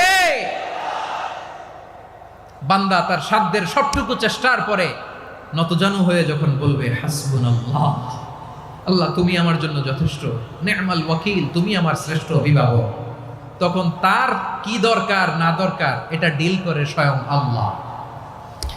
নিক্ষেপ করা হলো সাইয়েদনা ইব্রাহিমকে অগ্নিকুণ্ডলিতে। হাজার হাজার মানুষের দৃশ্য দেখার জন্য জড়ো হয়েছে এরকম বিশাল ময়দানে, কিন্তু কি অবাক করা ঘটনা, সবাই ভয় পাচ্ছিল, না জানে কি হয়ে যায়। আল্লাহর খলিলকে যখন আগুনের কুণ্ডলিতে নিক্ষেপ করা হয়, আল্লাহর খলিল ইব্রাহিম আগুনের কুণ্ডলের মধ্যে বসে বসে মানুষগুলোর দিকে তাকিয়ে হাসতে শুরু করে দেয়, কারণ আকাশ থেকে রব্বুল আলামিন স্পেশাল ভার্ডিক্ট নাজিল করেছেন, স্পেশাল হুকুম জারি করেছেন, কুলনা ইয়া নারু কুনি বারদান ওয়া সালামান আলা ইব্রাহিম। ও আগুন, খবরদার, সৃষ্টির শুরু থেকে তোকে একটা ধর্ম আমি বাতলে দিয়েছিলাম, তোর ধর্ম, আগুনের ধর্ম হলো যা পাবে জ্বালিয়ে সারখার করবে। আল্লাহ বলল, ও আগুন, তোর ধর্ম দিয়েছিলাম, তুই সব জ্বালিয়ে পুড়িয়ে সারখার করে দিবি, কিন্তু ক্ষণিকের জন্য আমি তোর জ্বালিয়ে দেওয়ার ক্ষমতাটাকে কেড়ে নিলাম, জ্বালিয়ে ভস্ম করে দেওয়ার ক্ষমতা আমি কেড়ে নিলাম। কুনি বারদান, ঠান্ডা হয়ে যা, কিন্তু এত বেশি ঠান্ডা হবি না আবার আমার ইব্রাহিমের জন্য সর্দি লেগে না যায়। সুবহানাল্লাহ, এত আস্তে বললে হবে? কুনি বারদান, বার্দ মানে বরফ, ঠান্ডা, ঠান্ডা হ, কিন্তু এত ঠান্ডা হবি না যাতে আমার ইব্রাহিমের কষ্ট হয়। আগুন বলে, আল্লাহ একবার বললাম ঠান্ডা হ, আবার বলো এত ঠান্ডা হবি না যাতে খালিলের সর্দি না লাগে। কেমন ঠান্ডা হব, কেমন এনভায়রনমেন্ট তৈরি করে দেব বলো? আল্লাহ বললেন, সালামান আলা ইব্রাহিম, আমার খলিল, আমার কলিজা, আমার ইব্রাহিমের জন্য তুই জান্নাতের গুল বাগিচা হয়ে যা। ও ভাই, নবী মুসার মতো ঈমান হলে রাস্তা হবে সাগর জলে, নবী ইউসুফের মতো ঈমান হলে একে একে দরজা খোলে, নবী ইব্রাহিমের মতো ঈমান যদি আজও থাকে বিদ্যমান, অগ্নিকুণ্ডে দেখতে পাবে খুবসুরতে ফুল বাগান। কুলনা ইয়া নারু কুনি বারদান ওয়া সালামান আলা ইব্রাহিম। বান্দা যখন মুখ দিয়ে বলে হাসবুনাল্লাহ, আমার আল্লাহ আমার জন্য যথেষ্ট। এই বলে যখন নিজেকে সঁপে দেয়, তার কি লাগবে ওই দায়িত্ব স্বয়ং নিয়ে নেয় কে? সবাই বলেন, স্বয়ং নিয়ে নেয় কে? তাহলে আমার প্রিয় ভাইরা, বিপদের শুরুতেই আমরা বলবো ইন্না লিল্লাহ। শুরুতে কি বলবো? এরপরে যেই বাক্যটা পড়ে নিজের পরিস্থিতিকে আল্লাহর দরবারে সঁপে দিব, সেটা হচ্ছে হাসবুনাল্লাহ। সেটা কি? বিষ্ণু বলেন, লা ইয়াজালু লিসানুকা রাতাবান মিন যিকরিল্লাহ। সব সময় আল্লাহর স্মরণ দিয়ে, জিকির দিয়ে জিহ্বাটারে সিক্ত রাখো। আর শয়তানু জাসিমুন আলা কলবি ইবনে আদম, শয়তান বনি আদমের কলবে খামচি মেরে বসে থাকে। ফাইদা যাকারাল্লাহ খানাসা, মানুষ যখন আল্লাহ স্মরণ করে, জিকির করে, শয়তান দৌড়ে পালায়। ওয়া ইদা গাফালা ওয়াসওয়াসা, যখনই বনি আদম গাফেল হয়, তখনই শয়তান তার হৃদয়ে ওয়াসওয়াসা দেয়। এজন্য বিপদে পড়লে ইন্না লিল্লাহ, নিজের সব টুকুন করার পরে, নিজের রোল প্লে করার পরে নিজেকে আমরা কি বলে সঁপে দিব? সবাই বলেন, সবাই বলতে হবে। আর জোরে বলেন, মনে থাকবে? বিপদে পড়লে প্রথমে ইন্না লিল্লাহ, এরপরে নিজেকে যখন সঁপে দিব তখন হাসবুনাল্লাহ। এরপরে কঠিন বিপদ যদি যখন বিশ্বনবী পড়তেন, তখন কি করতেন? এমন বিপদ মাঝে মাঝে হয় না, দেয়ালে পিঠ থেকে যায়, চোখে মুখে অন্ধকার, কি করব দিশা খুঁজে পাই না, এরকম হয় কখনো? হ্যাঁ, আপনাদের হয়? হয় না? তো জান্নাতে আছেন আপনারা। হয় হয় এরকম হয়েছে না যে দেয়ালে পিঠ থেকে গেছে, চোখে মুখে অন্ধকার, কই যাব, কি করব, বাঁচানোর কেউ না, এরকম হয়েছে কখনো আপনাদের? যদি হয় তাইলে এটার সলিউশন বলবো, না হইলে তো এগুলো বলে লাভ নাই। হয় হয় হয় বিশ্বনবী এরকম কঠিন বিপদে পড়েছেন জীবনের কিছু কিছু মুহূর্তে। ওই মুহূর্তে বিশ্বনবী স্পেশাল দুইটা দোয়া পড়তেন। এই দোয়াগুলো আপনাদেরকে জানিয়ে দেয়। বিশ্বনবী বলেন, কঠিনতম বিপদে যখন পড়বা, দেয়ালে পিঠ থেকে যায়, চোখে মুখে অন্ধকার, বাঁচার কোনো উপায় নাই, তখন পড়বা লা ইলাহা ইল্লা আনতা সুবহানাকা ইন্নী কুনতু মিনাজ জালিমিন। আল্লাহ, তুমি ছাড়া কোনো ইলাহ নাই, তুমি পবিত্র, নিশ্চয় আমি জালিমদের অন্তর্ভুক্ত। সুবহানাল্লাহ বলেন। এই দোয়া সাইয়েদনা ইউনূস আলাইহিস সালাম পড়েছিলেন যখন মাছের পেটে ছিলেন। কিসের পেটে? এবং অনেক মুফাসসিরিন একরাম বলেছেন, অনেক আহলুল ইলমরা বলেছেন, এটা হচ্ছে ইসমে আজম। ইসমে আজম এমন দোয়া যেটা দিয়ে দোয়া করলে আল্লাহ দোয়া কবুল করে, কিন্তু এটা কোনটা, এটা নিয়ে ইখতিলাফ আছে। কোন আহলুল ইলম বলেন এই লা ইলাহা ইল্লা আনতা সুবহানাকা ইন্নী কুনতু মিনাজ জালিমিন, এটা হচ্ছে ইসমে আজম। সাইয়েদনা ইউনূস আলাইহিস সালাম পড়েছেন। আপনারা পড়েননি? তুফান হইলে পড়েন না? আমাদের এলাকায় তো এটা খুব, এটার উপর ব্যাপক আমল আছে। পটুয়াখালীতে কি অবস্থা বলেন? পড়েন পড়েন পড়েন পড়েন। একটা গল্প শুনেছিলাম, পাক হানাদার বাহিনী যখন বাংলাদেশে অ্যাটাক করতো, ৭১ সালের ঘটনা বলতেছে, আমরা তো দেখি নাই, শুনছি আর কি। ৭১ যদি দেখতাম, এতদিনে রাজাকার হয়ে যেতাম। আল্লাহ আমাদেরকে বাঁচাই দিছে, আল্লাহর মেহেরবানি, ঠিক কিনা বলেন? মন মতো হইলে মুক্তিযোদ্ধা, মন মতো না হইলে রাজাকার। কত কিছু দেখলাম এই শাহবাগের বুকে। আল্লাহ, ৭১ সালে দেখি নাই, আমরা শুনেছি, পাক হানাদার বাহিনী জিজ্ঞেস করত মুসলিম না অমুসলিম চেক করার জন্য, বলতো কালেমা বল, কালেমা বাতাও। তো যারা কালেমা বলতে পারতো, পাকিস্তানি বাহিনী নাকি ওদেরকে ছেড়ে দিত, শুনেছি। তো একজনকে, এক বাঙালিরে পেয়ে তার মাথার মধ্যে বন্দুকর নল ধরে বলতেছে, কালেমা বল সালে, কালেমা বাতা, কালেমা বল। তো ভয়ের চোটে এই দোয়া পড়া শুরু করছে। ও পড়তেছে লা ইলাহা ইল্লা আনতা সুবহানাকা ইন্নী কুনতু মিনাজ জালিমিন। পাকিস্তানি বলে সালে ইয়ে তো মুসিবত কা কালেমা হ্যায়। বাঙালি কয় হাম তো ভি মুসিবত মে হ্যায়।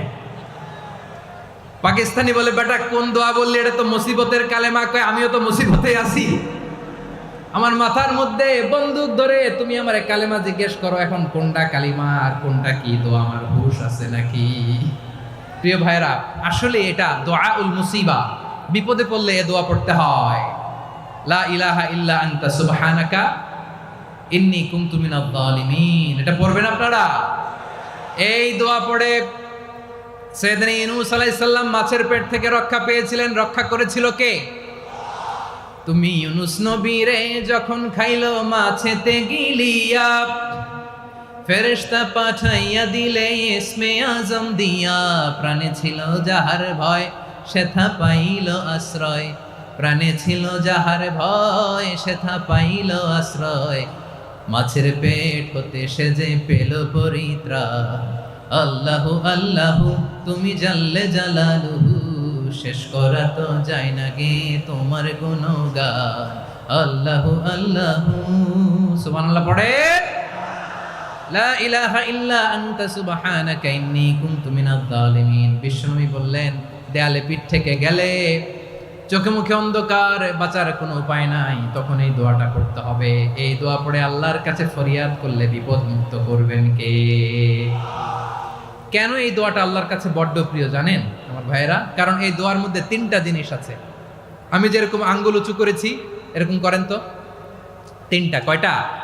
3টা। 1 নম্বরে হচ্ছে তাওহীদ, 2 নম্বরে তাসবিহ, 3 নম্বরে তাকরীর। আই রিপিট, আবারও বলছি, 1 নম্বরে তাওহীদ, 2 নম্বরে তাসবিহ, 3 নম্বরে তাকরীর। এ দোয়াটা আল্লাহর কাছে এত পছন্দনীয় কারণ এ দোয়ার প্রথম অংশে আছে তাওহীদ, আল্লাহর একত্ববাদের ঘোষণা। লা ইলাহা ইল্লা আনতা, ও আল্লাহ আপনি ছাড়া কোনো ইলাহ নাই, উপাস্য নাই। এ কথা বললে আর আল্লাহ বড্ড খুশি হয়ে যায়। সুবহানাল্লাহ পড়েন। এ দোয়ার দ্বিতীয় অংশে আছে তাসবিহ, মানে আল্লাহর প্রশংসা, প্রশংসা সূচক বাণী। সুবহানাক সুবহানাক সুবহানাক, ও আল্লাহ আমি আপনার পবিত্রতা ঘোষণা করছি। সুবহানাক, এ কথা শুনলেও আল্লাহ খুশি হয়ে যায়। সুবহানাল্লাহ পড়েন। এই দোয়ার তৃতীয় অংশে আছে তাকরীর। তাকরীর মানে পাপের স্বীকৃতি। তাকরীর মানে কি?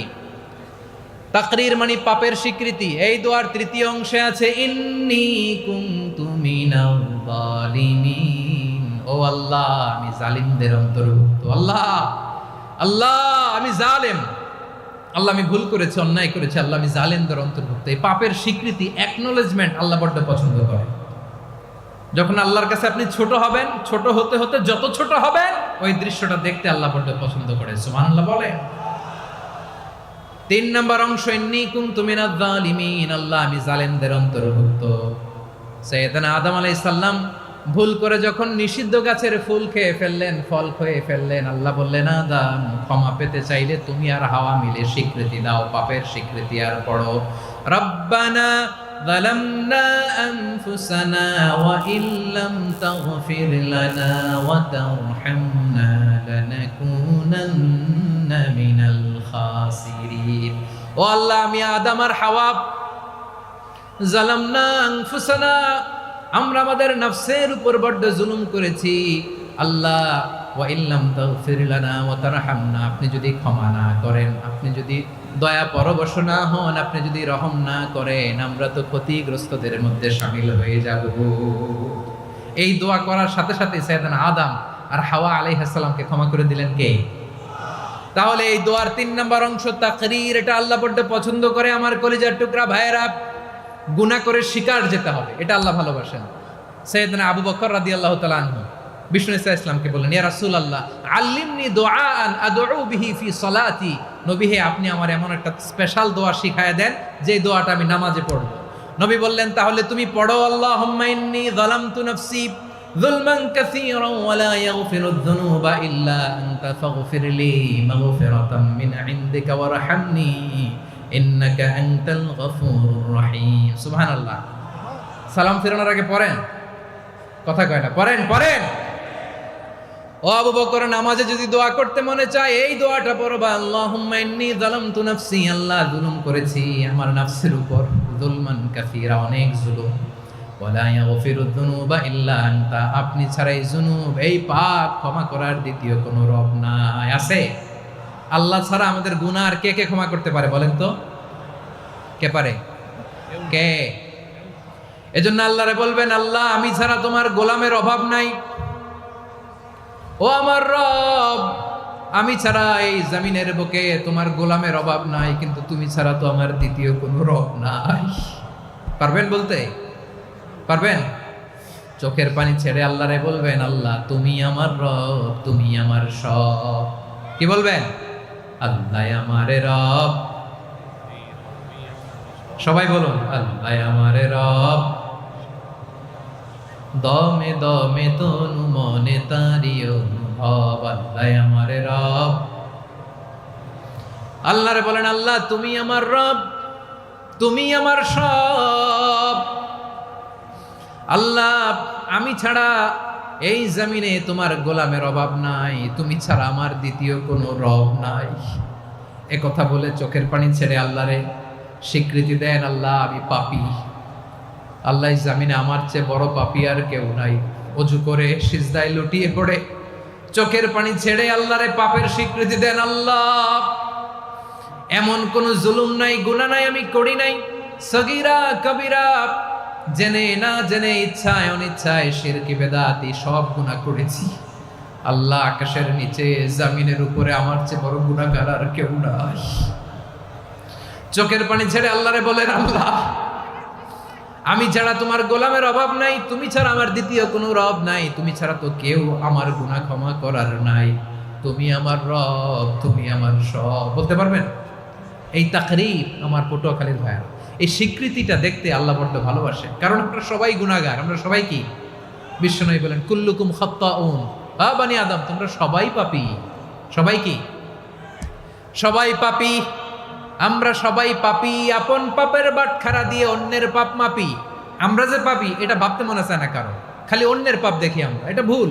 ওর এই পাপ, ও পাপী, ও জালেম, ও জাহান্নামী, এরকম একটা টেন্ডেন্সি। আমার যে কি হালাত এটার খেয়াল নাই। খেয়াল করতে হবে যে আমি সবচেয়ে বড় পাপী, ঠিক কিনা বলেন? পাপ করি নাই এমন কেউ আছি? হ্যাঁ আছি। কেউ না জানলেও জানে কে আমার পাপের ঘটনা? পৃথিবী না জানুক আমি তো জানি, আমি কি পাপ করেছি। হায় ও আমার কলিজার টুকরা ভাইয়েরা, মাথাটাকে নিচু করে জীবনের সব গুনার ফিরিস্তিগুলো একটা একটা করে স্বীকার করে আল্লাহরে বলেন, আল্লাহ আমি পাপী। আল্লাহ আমার চেয়ে বড় পাপী এই দুনিয়াতে কেউ নাই। আকাশের নিচে জমিনের উপরে আমার চেয়ে বড় পাপী কেউ নাই। একটা একটা করে আল্লাহ স্বীকার করি আমি পাপী, সব পাপের স্বীকৃতি দিলাম। পৃথিবী না জানুক আমি তো জানি, আমি কি পাপ করেছি। হায় আমার পাপের করলে বিচার, বাঁচার আমার নাই উপায়। দয়াময় তুমি মাফ করো আমায়, মাফ করো আমায়। আল্লাহ তাআলা যদি দয়া করে আমাদেরকে মাফ না করে, আমাদের বাঁচার কোনো উপায় নাই। আপনি কি ভেবেছেন আপনার নামাজ দিয়ে আপনি জান্নাতে যাবেন? আপনি তাহাজ্জুদ গুজার, সেজদা দিতে দিতে কপালে দাগ ফেলেছেন, এটা আপনারা জান্নাতে নেবে না। আপনি এলাকার সবচেয়ে বড় হাতেম তাই দানশীল, এই দানের ভরসায় বসে আছেন, কশিন কালো না। আমাদের নামাজ, আমাদের রোজা, আমাদের ইবাদত, এগুলোকে মিজানের পাল্লায় উঠালে কোনো ওজনই হবে না। তবে আমাদের একটা কৌশল জানা আছে, আমরা আল্লাহর রহমতের ভিখারি। আমরা সেদিন আগেই গুনার স্বীকৃতি দিয়ে দেব। আমরা বলবো, আল্লাহ তুমি প্রশ্ন করার আগে তোমার একটা কথা বলি, আমারে কিছু জিজ্ঞেস করো না, আমি সব করেছি। এমন কোন পাপ নাই যে পাপ আমারে দিয়ে হয় নাই। তোমার রহমত দিয়ে তুমি জান্নাতে পাঠাবা, তোমার দয়ায় জান্নাতে যেতে চাই, আমল দিয়ে না। পারবেন বলতে? কিয়ামতের দিন আমরা বলবো, আল্লাহ আমার আমল দিয়ে জান্নাত চাই না, আমি তোমার দয়া দিয়ে জান্নাত চাই। তোমার দয়া ছাড়া আমার কোনো উপায় নাই। কারণ আল্লাহ যদি বিচার করে, বাঁচার কারো উপায় নাই। আল্লাহ যদি বলে ফেলেন তুই এটা করলি কেন, ওখানে গেলি কেন, কোরআনে 1000 বার নিষেধ করলাম তারপরেও এই পাপে জড়ালি কেন, এরকম প্রশ্ন ছুড়ে দিলে আমার উত্তর আছে? বাঁচার কোনো উপায় আছে? রোজ হাসরে হে আল্লাহ আমার করোনা বিচার, আল্লাহ করোনা বিচার। বিচার চাহি না তব দয়া চাহি এ গুনাহগার করুণা বিচার। আপনার আমল দিয়ে জান্নাতে যাবেন? কি দিয়ে যাবেন? আল্লাহর দয়া দিয়ে। আল্লাহর রহম আর দয়া ছাড়া কেউ জান্নাতের চেহারাও দেখতে পাবে না। আমার প্রিয় ভাইরা, এই দোয়া আল্লাহর কাছে পছন্দনীয় হওয়ার কারণ তিনটা। দোয়ার প্রথম অংশে আছে তাওহীদ, আল্লাহর একত্ববাদের ঘোষণা। এই দোয়ার দ্বিতীয় অংশ আছে তাসবিহ, আল্লাহর প্রশংসা সূচক বাণী। এই দোয়ার 3 নাম্বার অংশ পাপের স্বীকৃতি। তাহলে আমরা সবাই গুনাহগার। আমরা আল্লাহর কাছে পাপের স্বীকৃতি দিয়ে বলবো, ও আল্লাহ, ইন্নী কুনতু মিনাজ জালিমিন। আমরা জুলুম করেছি, পাপ করেছি, অন্যায় করেছি, আল্লাহ বুঝতে পারি নাই। শয়তানের ওয়াসওয়াসায় পড়ে, বন্ধুর পাল্লায় পড়ে, নফসের খায়েশ মেটাতে যে আল্লাহ করে ফেলেছি। তুমি গুনাহ না মাফ না করলে আমাদের গুনাহ মাফ করার দ্বিতীয় কেউ নাই। ঠিক কিনা বলেন? এভাবে অনুতপ্ত হয়ে যদি আল্লাহর কাছে দোয়া করেন, দেয়ালে পিঠ থেকে গেছে, কোনো রাস্তা নাই বের হওয়ার, ওই মুহূর্তেও আপনাকে বিপদ থেকে উদ্ধার করবে কে?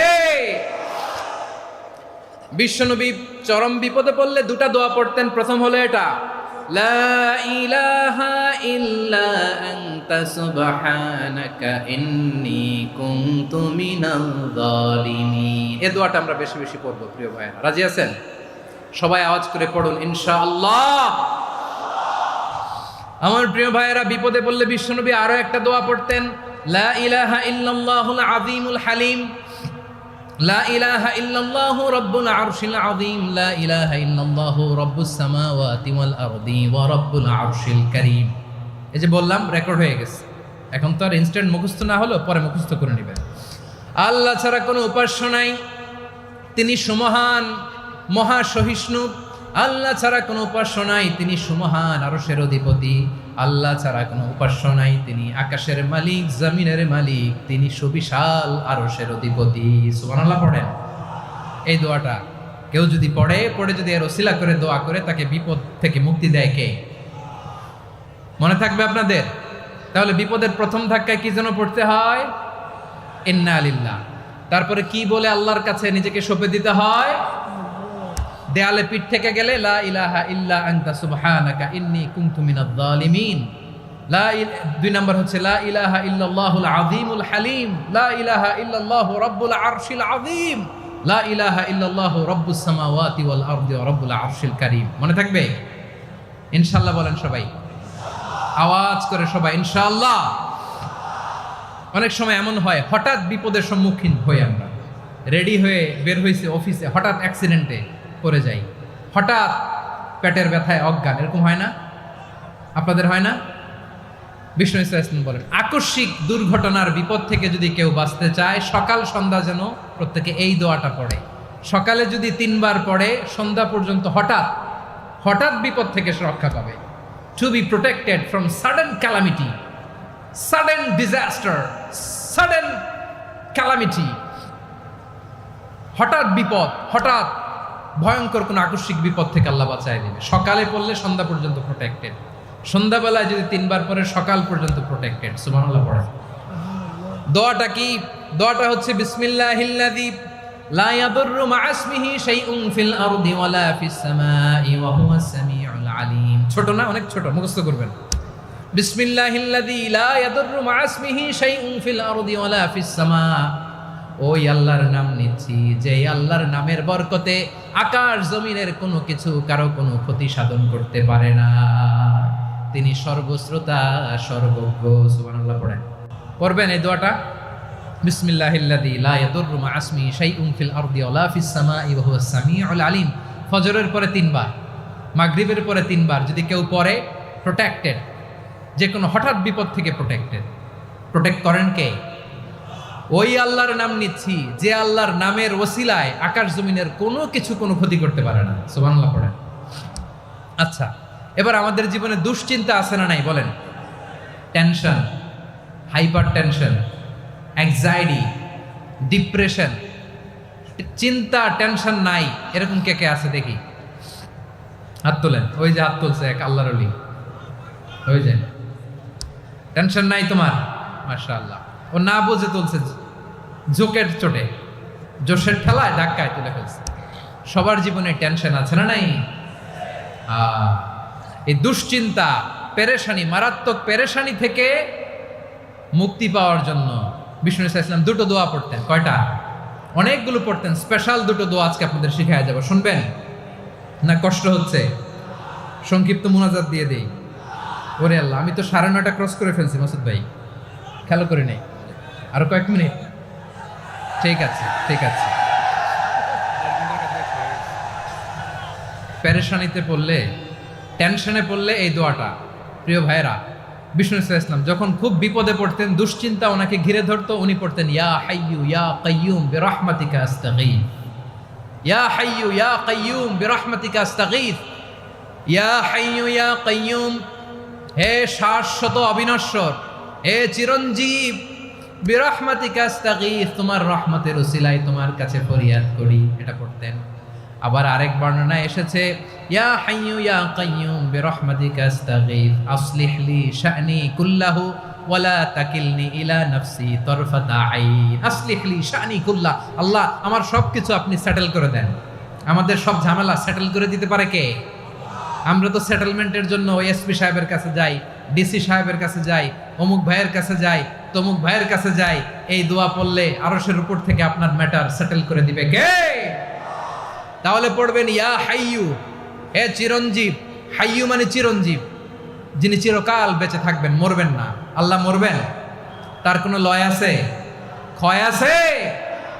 সূরা আর-রহমানে আল্লাহ বললেন কুল্লু মান আলাইহা ফানি ওয়া ইয়াবকা ওয়াজহু রাব্বিকা যুল জালালি ওয়াল ইকরাম ফাবিআইয়ি আলাই রাব্বিকুমা তুকাযযিবান। জমিনে যা আছে সব ফান, ভ্যানিশ হয়ে যাবে, নিশ্চিহ্ন হয়ে যাবে, শেষ হয়ে যাবে, সব বিলুপ্ত হয়ে যাবে, একজন ছাড়া। জোরে বলেন তিনি কে?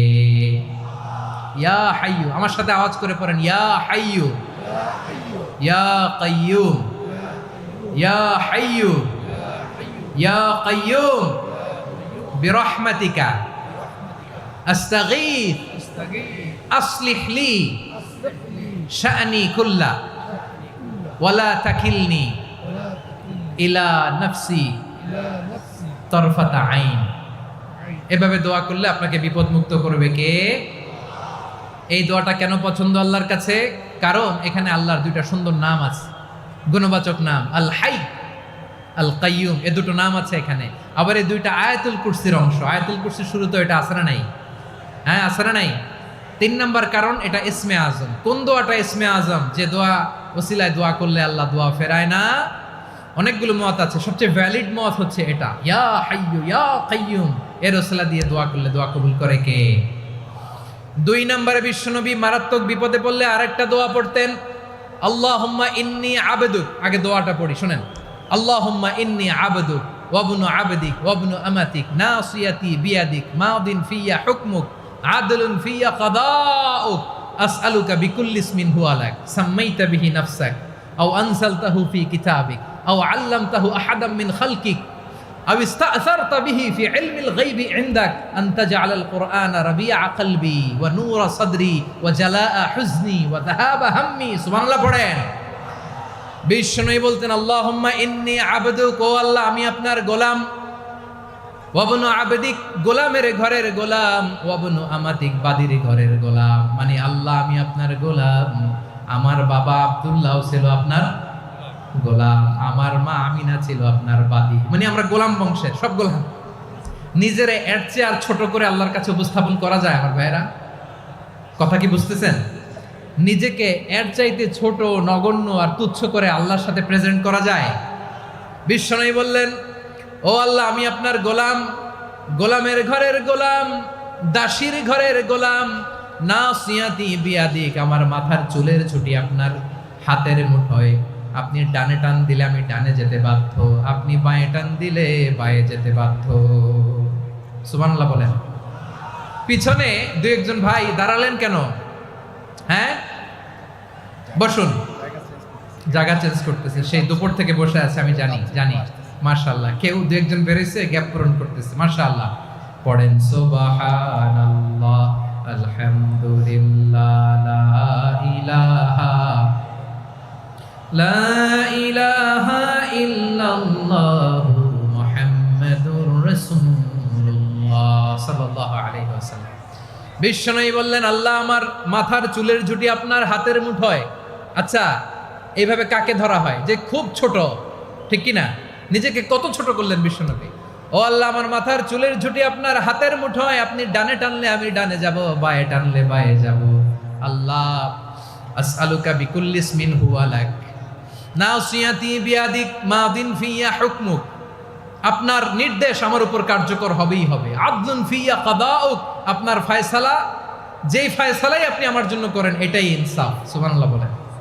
আমরা আল্লাহর ফয়সালায় সন্তুষ্ট হতে চাই না। কত কমপ্লেইন, আল্লাহ তুমি এটা দিলা না, ওইটা পাইলাম না, ওইটা হইল না রে, এরকম অভিযোগ কমপ্লেইন আমাদের আছে না নাই? আর বিশ্বনবী বলতেন, আদলুন ফিয়া কাদাউক, আল্লাহ আমার জন্য তোমার যেটা ফয়সালা এটাই সবচেয়ে শ্রেষ্ঠ ইনসাফ, এর চেয়ে ইনসাফ আর হতে পারে? এভাবে কায়মনোবাক্যে আল্লাহর কাছে বিশ্বনবী দোয়া করতেন। এরপরে বিশ্বনবী বললেন, আল্লাহ তোমার যত নাম আছে সব নামের ওসিলায় দোয়া করি, যে নাম তুমি আমাদেরকে জানিয়েছো, যে নাম তুমি আমাদেরকে জানাও নাই, যে নাম তুমি কোরআনে নাজিল করেছো, যে নাম নাজিল করো নাই, যে নাম শুধু নবীদেরকে জানিয়েছো। আর আল্লাহর এমন কিছু চমৎকার চমৎকার সুন্দর সুন্দর নাম আছে, এই নামগুলো রব্বুল আলামিন কাউকে জানাবে না। সুবহানাল্লাহ বলেন।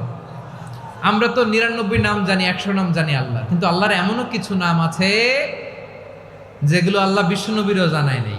এগুলো আল্লাহ ইলমুল গাইবে রেখে দিয়েছেন। দোয়ার সময় বলবেন, আল্লাহ তোমার যেই নামগুলো জানি, যেগুলো জানি না, যেগুলো কোরআনে আছে, যেগুলো নাই, যেগুলো নবীরে খাসভাবে জানাইছো ওগুলোর উসিলায়, যেগুলো কোনোদিন জানাবাও না, তোমার ওই নামের উসিলাও তোমার কাছে চাই। আল্লাহ কোরআনকে আমার হৃদয়ের বসন্ত বানাও, আমার বক্ষের জ্যোতি বানাও, আমার চিন্তা দুশ্চিন্তা তুমি দূর করে দাও। বিশ্বনবী বললেন, এই কালিমাগুলো, এই বাক্যগুলো পড়ে যদি কেউ আল্লাহর কাছে ফরিয়াদ করে, তার হৃদয় থেকে দুশ্চিন্তা কাটিয়ে দিবে কে? পড়বেন, এই দোয়াগুলো পড়বেন। আচ্ছা, সব শেষে বলি, ঋণের বোঝায় যারা জর্জরিত, বিষ্ণু ইসলাম চমৎকার একটা দোয়া শিখিয়েছেন। আমাদের অনেকে ঋণের বোঝায় জর্জরিত, আছে না নাই? এদিকে কেউ আছেন? থাকলে হাত তোলার দরকার নেই, থাকলে এই দোয়াটা পড়বেন। এক সাহাবীর নাম আবু উমামা, নামাজের ওয়াক্ত ছাড়া উনি মসজিদে যেয়ে বসে আছে। বিশ্বনবী বললেন, কিরে আবু উমামা, নামাজের তো ওয়াক্ত হয় নাই, মসজিদে কি? সাহাবী বলে, হুমুমুন লাজিমাতনি ওয়া দুয়ুন, নবী গো, ঋণের বোঝায় এমন টেনশনে আছি, ঘরে থাকতে পারলাম না, মসজিদে চলে আসছে। বিশ্বনবী বলেন, আমি কি তোমার এমন একটা দোয়া শিখাবো যেটা পড়লে আল্লাহ তাআলা তোমার ঋণের বোঝা হালকা করে দিবেন? আবু উমামা বললেন, ইয়া রাসূলুল্লাহ, অবশ্যই শিখাবেন। বিশ্বনবী বললেন, তাহলে তুমি পড়বা, আল্লাহুম্মা ইন্নী আউযু বিকা মিনাল হাম্মি ওয়াল হাযান ওয়া আউযু বিকা মিনাল জুবনি ওয়াল বুখল ওয়া আউযু বিকা মিন গালাবাতিদ দাইনি ওয়া কাহরির রিজাল। ও আল্লাহ, তোমার কাছ থেকে দুশ্চিন্তা থেকে পানাহ চাই, কৃপণতা, ভীরুতা, অলসতা, কার্পণ্যতা, এই সব কিছু থেকে, মানুষের কঠোরতা, আমার উপর মানুষের আধিপত্য এবং ঋণের বোঝা থেকে পানাহ চাই। এই দোয়াটা যখন বিষ্ণুনবী শিখাই দিলেন, আবু উমামা বারবার এই দোয়া পড়ে, আল্লাহুম্মা ইন্নী আউযু বিকা মিনাল হাম্মি ওয়াল হাযান ওয়া আউযু বিকা মিনাল আজজি ওয়াল কাসাল ওয়া আউযু বিকা মিনাল জুবনি ওয়াল বুখল ওয়া আউযু বিকা মিন গালাবাতিদ দাইনি ওয়া কাহরির রিজাল। আবু উমামা বলে, এই দোয়া আমি পড়তে লাগলাম আর পড়তে লাগলাম, কিছুদিন পরে দেখা গেল বিষ্ণুনবীর শেখানো এই দোয়ার বদৌলতে আল্লাহ তাআলা আমার সব ঋণ পরিশোধের ব্যবস্থা করে দিয়েছেন। পড়বেন, পড়বেন। আমার প্রিয় পটুয়াখালীর ভাইয়েরা, বিশ্বনবীর জামাতা সাইয়্যিদিনা আলী রাদিয়াল্লাহু তাআলা আনহুর কাছে এক লোক এসে বলে, হে আলী, ঋণের বোঝায় আমি জর্জরিত, আমার কিছু অর্থ দিয়ে সাহায্য করো। সাইয়্যিদিনা আলী রাদিয়াল্লাহু তাআলা আনহু বললেন, আমি কি তোমার এমন একটা দোয়া শিখাবো যেটা বিশ্বনবী আমাদের শিখিয়েছেন? এই দোয়া যদি তুমি পড়ো, লাউ কানা আলাইকা মিসলু জাবালিন কাবীরিন দাইনান আদাল্লাহু আনকা, পাহাড় পরিমাণও যদি ঋণের বোঝা হয়, আল্লাহ এটা পরিশোধের ব্যবস্থা করে দিবেন। ছোট্ট একটা দোয়া বিশ্বনবী শিখালেন, বললেন, তুমি পড়বা, আল্লাহুম্মা কফিনি বিহালালিকা আন হারামিকা ওয়া আগনিনি বিফাদলিকা আম্মান সিওয়াক। মুখস্থ আছে? হ্যাঁ, আছে। আল্লাহুম্মা কফিনি বিহালালিকা আন হারামিক, আল্লাহ তোমার হালাল দিয়ে আমাকে পরিতুষ্ট করো, হারাম থেকে বাঁচিয়ে রাখো, আর তোমার অনুগ্রহে মানুষের মুখাপেক্ষী যেন আমি না হই, আমি যেন সবসময় তোমার মুখাপেক্ষী হয়, ওই তৌফিক দিও। সুবহানাল্লাহ পড়েন। এই দোয়া বেশি বেশি পড়লে ঋণের বোঝা হালকা করে দিবে কে? তাহলে প্রিয় ভাইয়েরা, বিপদে পড়লেই প্রথমে কি পড়বেন? পটুয়াখালী ভুইলা গেছে। বিপদে পড়লেই প্রথমে ইন্না লিল্লাহ কি বলে নিজেকে আল্লাহর কাছে সঁপে দিতে হয়? হাসবুনাল্লাহ। চরম বিপদে দেয়ালে পিঠ থেকে গেছে, তখন লা ইলাহা ইল্লা আনতা সুবহানাকা ইন্নী কুনতু মিনাজ জালিমিন। এরপরে লা ইলাহা ইল্লাল্লাহুল আযীমুল হালিম, এই দোয়া।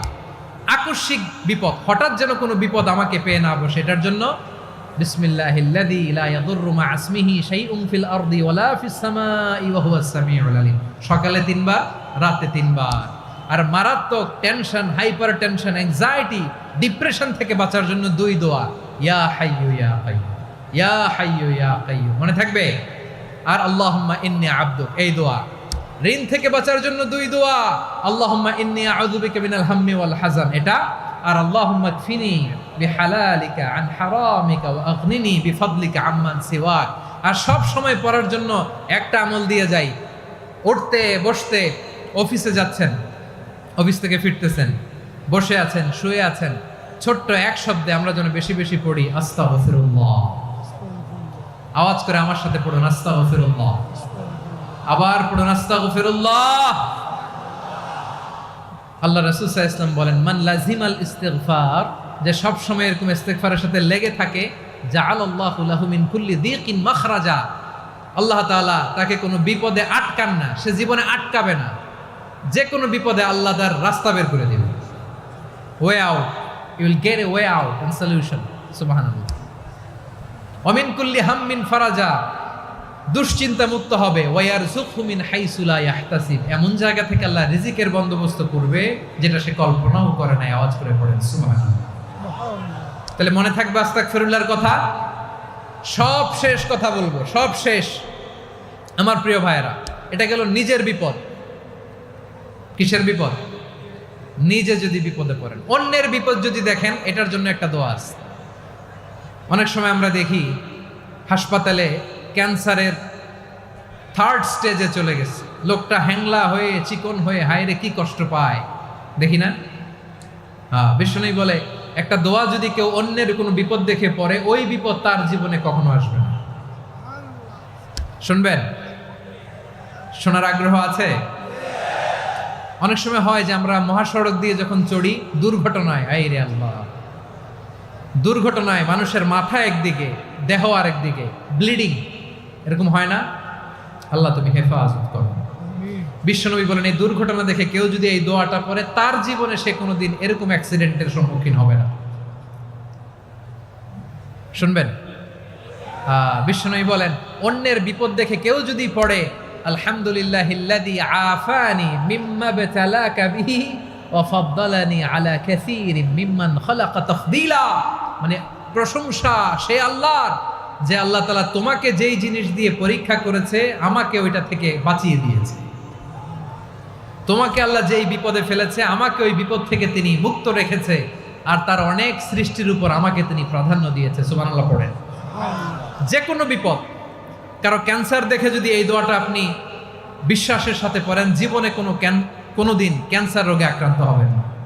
দুর্ঘটনা দেখে যদি পড়েন, ওই দুর্ঘটনা আপনাকে স্পর্শ করবে না। যে কোনো কারো বিপদ দেখে যদি কোনো বিশ্বাসী বান্দা এই দোয়া পড়ে, বিশ্বনবী বলেন, লাম ইউসিবহু যালিকাল বালা, ওই বিপদ তাকে আর ধরবে না। উফিয়া মিনহু মিন যালিকাল বালা কাইনাম মা কান, সে যতদিন হায়াত পাবে কোনোদিন ওই বিপদ তাকে স্পর্শ করবে না। এই দোয়াটা পড়তে রাজি আছেন আমার প্রিয় ভাইরা? তাহলে পুরো আলোচনার সেন্ট্রাল থিম হচ্ছে, আমাদের জীবনে বিপদ আসবে, কষ্ট আসবে, দুঃখ আসবে, কিন্তু বিপদে আপদে আমরা হাল ছেড়ে দিব না, হতাশ হব না। মুমিন হতাশ হয় না, নিরাশ হয় না, হাল ছেড়ে দেয় না। মুমিন ভরসা রাখে একজনের উপর। আওয়াজ করে বলুন, যিনি কে? বিপদে পড়লে আমাদেরকে উদ্ধার করে কে? আবার আমাদেরকে যদি কোনো নেয়ামত আল্লাহ দিতে চান, ওইটা কেড়ে নেওয়ার ক্ষমতা কারো আছে? তাহলে আমরা কানেক্টিভিটি বাড়াবো কার সাথে? আমাদের প্রার্থনার ফরিয়াদের হাত তুলবো কার কাছে? রাজি আছেন পটুয়াখালীর ভাইয়েরা? মনে থাকবে কথাগুলো? আল্লাহ তাআলা আমাদের সবাইকে কথাগুলো বোঝার ও আমল করার তৌফিক দান করুন। আমি আপনাদের আতিথেয়তা, আপনাদের ভালোবাসায় মুগ্ধ হয়েছি। ইমপ্রেসড হয়েছে আলহামদুলিল্লাহ। লক্ষ লক্ষ তাওহীদি জনতা, কোনো ডিস্টার্ব নাই, কোনো হই হুল্লোড় নাই, মারামারি নাই। পটুয়াখালী আজকে হিস্ট্রি তৈরি করেছে।